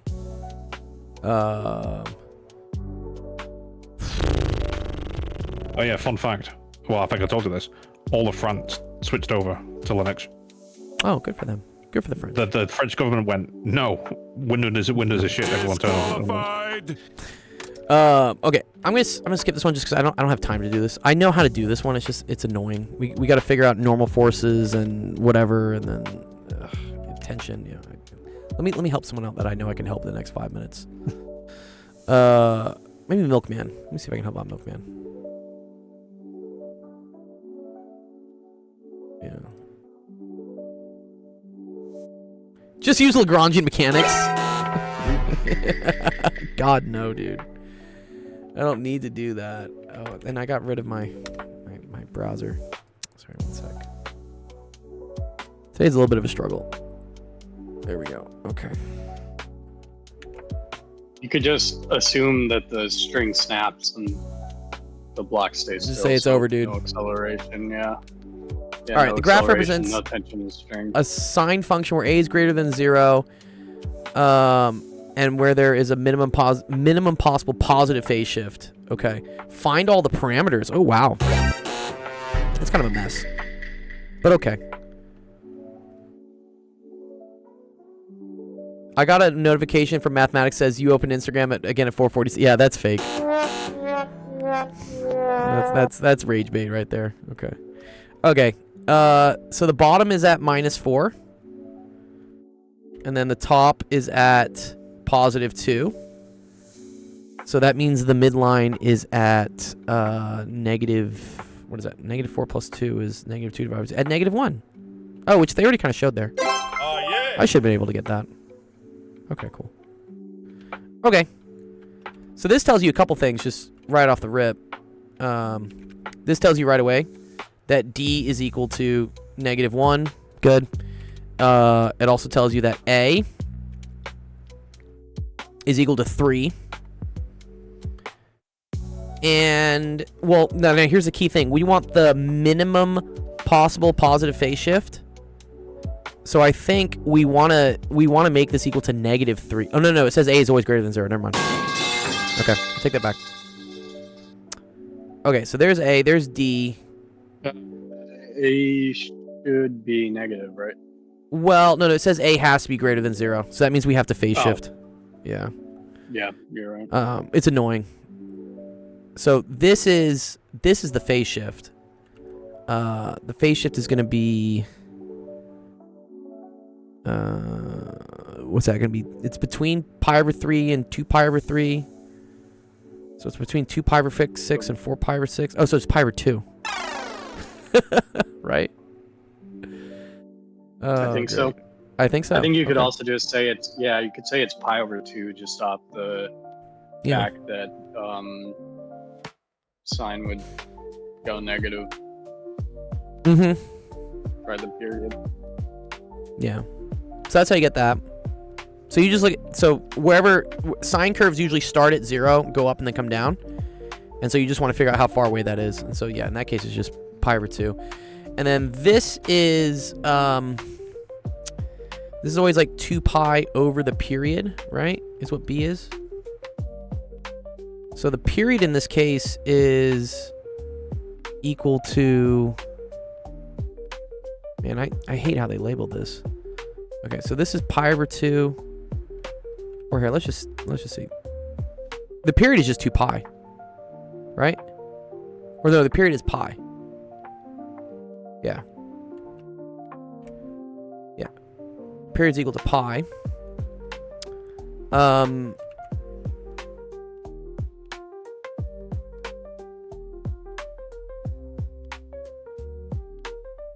Not yet. Wait, sorry, not quite yet. I don't have this right, actually. Sorry.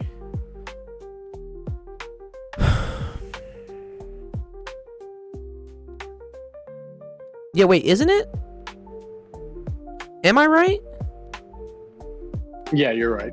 I am Because right. it's okay. going to make a full oscillation from positive, negative Yeah. back to 0 in a Yeah, time okay. frame of pi. All right, so b is equal to just 2. And there we did it. A, B, C, D. Okay. Cool. Nice. Good question there. Milkman. Oh, I forgot to tell you.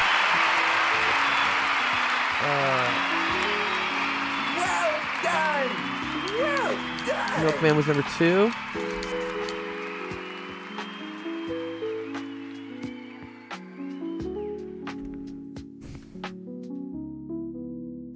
Bum, bum, bum.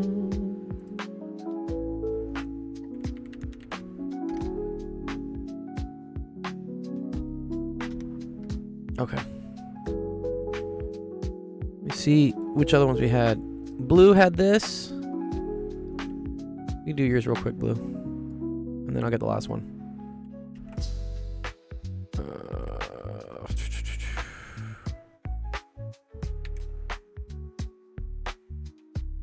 Okay.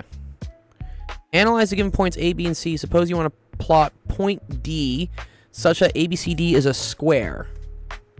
How does knowing that a square has 2 pairs of parallel sides help determine the unknown location? Oh, okay. Well, I know I can just like take this and just add it to this one, and then that'll be it, right? Yeah. Right?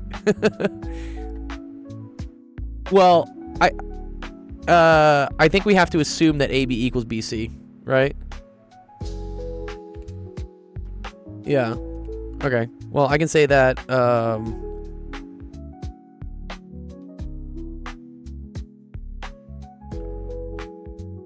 you were thinking slope intercept? Yeah, I was thinking, yeah, these are just vectors, right? So I know that it could be a trick question. I wonder if we're allowed to use dot product stuff. I would also just say that AB dot BC has to be equal to 0. But I wonder how much we're allowed to do that.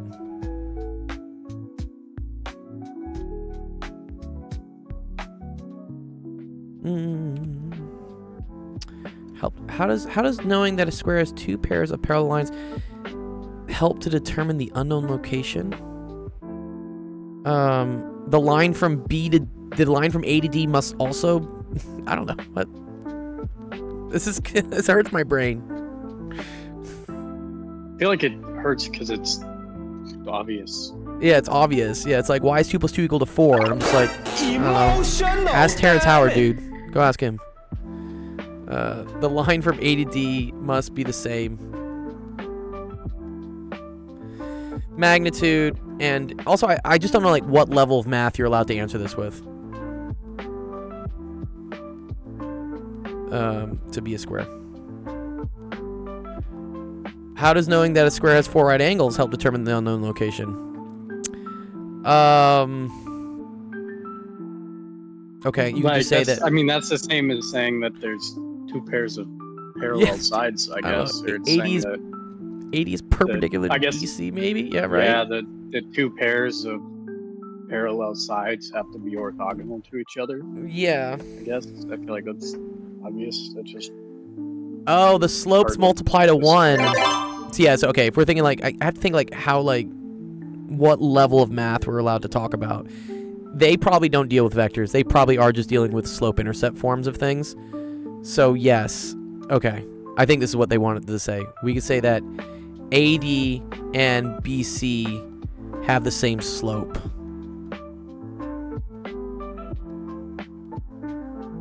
Right? yeah, true.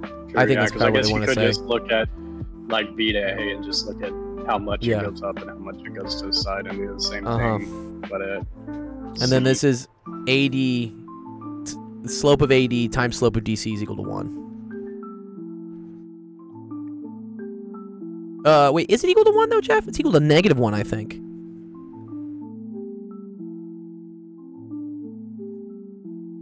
Yeah, -1. My name is Jeff. Yeah. Very good. Okay. Determine the point D. Oh, that is what you said? Alright, my bad. Okay. So, like, I would literally just take this. And then with the beauty of technology, we can just do this. And be like, cool. It's equal to 5, 3. It is point D. And then you'd have it, yeah.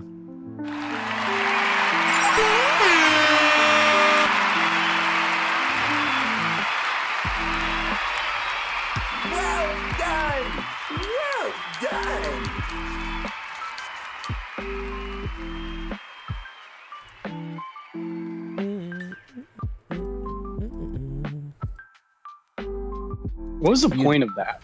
Like, I don't know, dude. what it's a is good- like what does that question accomplish? Or, gives the teacher something to do, I guess. I don't know.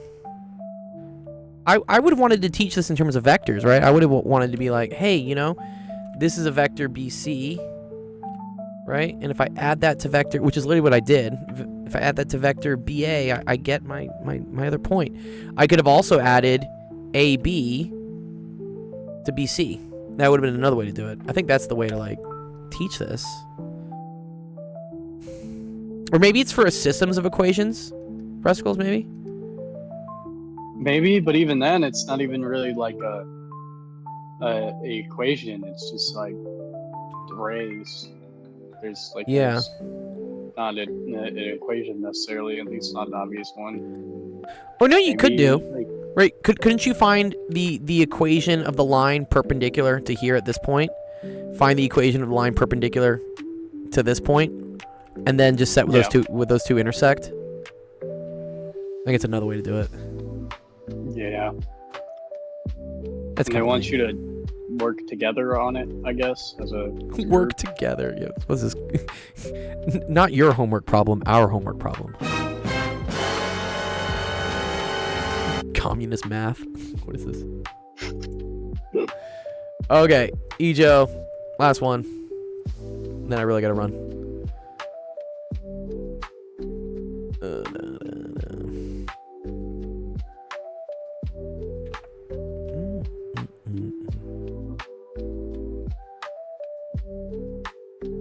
Okay. For each of the following matrices, state whether or not is in the desired final form. What's my final form? If it is, find the solution to the system of equations which it represents. If not, do the required steps to put it in the final form. And then find the solution. You may use your calculator, but you must show what you did step by step. Okay. So I think what they're doing here, this is what's called a augmented matrix? Yeah, augmented. And it's supposed to be it's a 3x3. So you have 3 equations and 3 unknowns. So you want to turn this into something that looks like this: 1 0 0 0 1 0 0 0 1, and then this will be the augment. And then this will be, like ABC. So it's not in its final form yet. It's close. It's very close. Usually how you do these is you do like the snake method. I say, which is you go this way. You make sure this is 1, 0, 0. And then you make sure this is 0, 1, 0. So this is already 3. I believe, if I remember correctly, I don't think you even necessarily need to worry about the upper right. The order? No, the top right triangle, I don't think you need to worry about, because you can do a back substitution going from your bottom row up, substituting back in to solve the system without actually having to worry about the upper right triangle. Really? So Yeah, wait, yeah, you it's, only deal with this? Yeah, I believe so. I think there's like some special cases where it might not work, but in most cases you can just do that and then do a back substitution. That's what we've in essence done, is solve the bottom equation for just Z. I got you. And then you just plug it in. Substitute Z back in and then substitute Y in. Mm-hmm. Yeah. So the other way to do this is, in order to make this a 0, we have to do negative, you'd say negative 3 R2 plus R3 gives you R3. So then that would leave you with 1, 0, 0, 21, 0, 1, negative 2, negative 2. And then negative 3s of these would be 0, 0. Negative 3s of these would be 6. 6 plus 5 is 11. And negative 3s of these is 6 plus 8, which is 14. Right? Yeah. And then, once you have this, you would do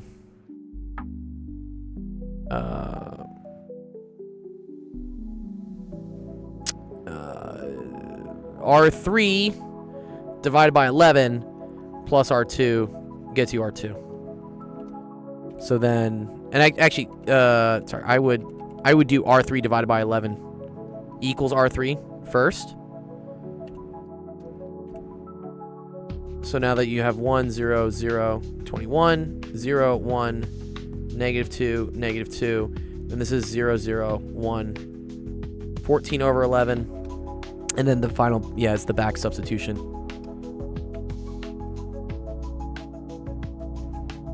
Now what you do is you say R3, 2R3, sorry,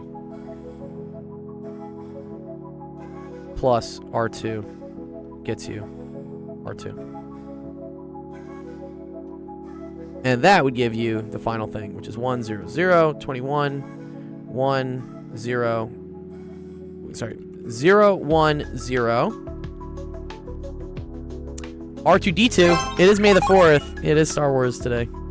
Star Wars Day or something. And then this is kind of ugly though. What? Because this is negative 22 over 11. Yeah, and see, that's when the back substitution is like convenient. Yeah. Because we know what our third variable is, and if we just substitute it in, then we have our second variable, and then you throw your your whatever, like fuck second variable and your third into your first one, and then you get everything without doing a bunch I see. Yeah, you just the teachers want it in this form just because it's very easy to read, but I totally understand. You're doing the same thing when you just back substitute anyways. Yeah, well, and that was like when I took linear algebra, that was one of the methods that they taught. It's right, they first taught this, and then we're like, all right, well, now we can do a back substitution. And we actually had like questions on the test that were like, hey, like solve this using a back substitution. Well, there you go. That's solved. So, good job, Joe. That makes sense.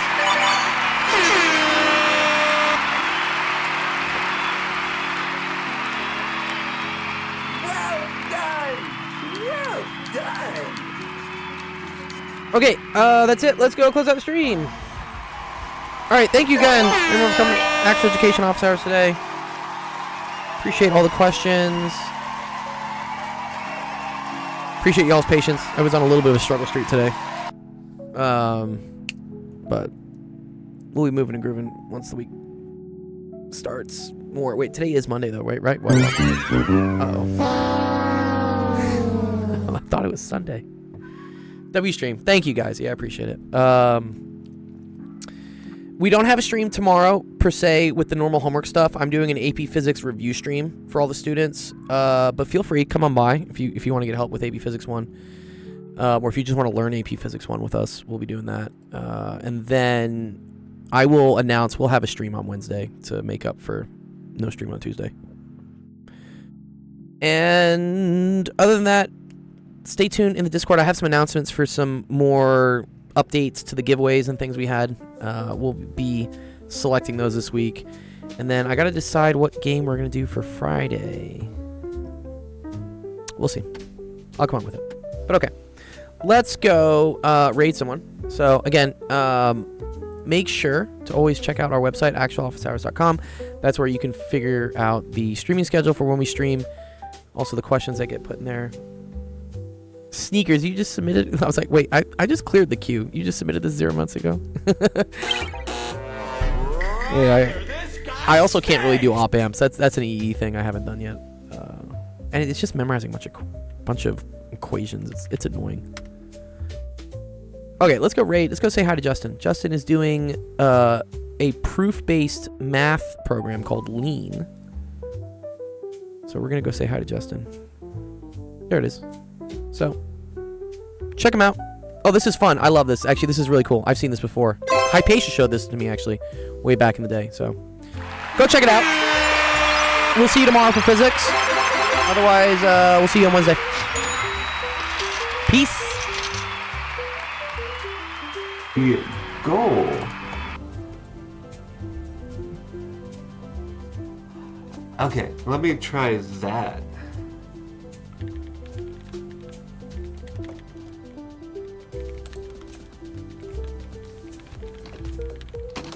So what if I say have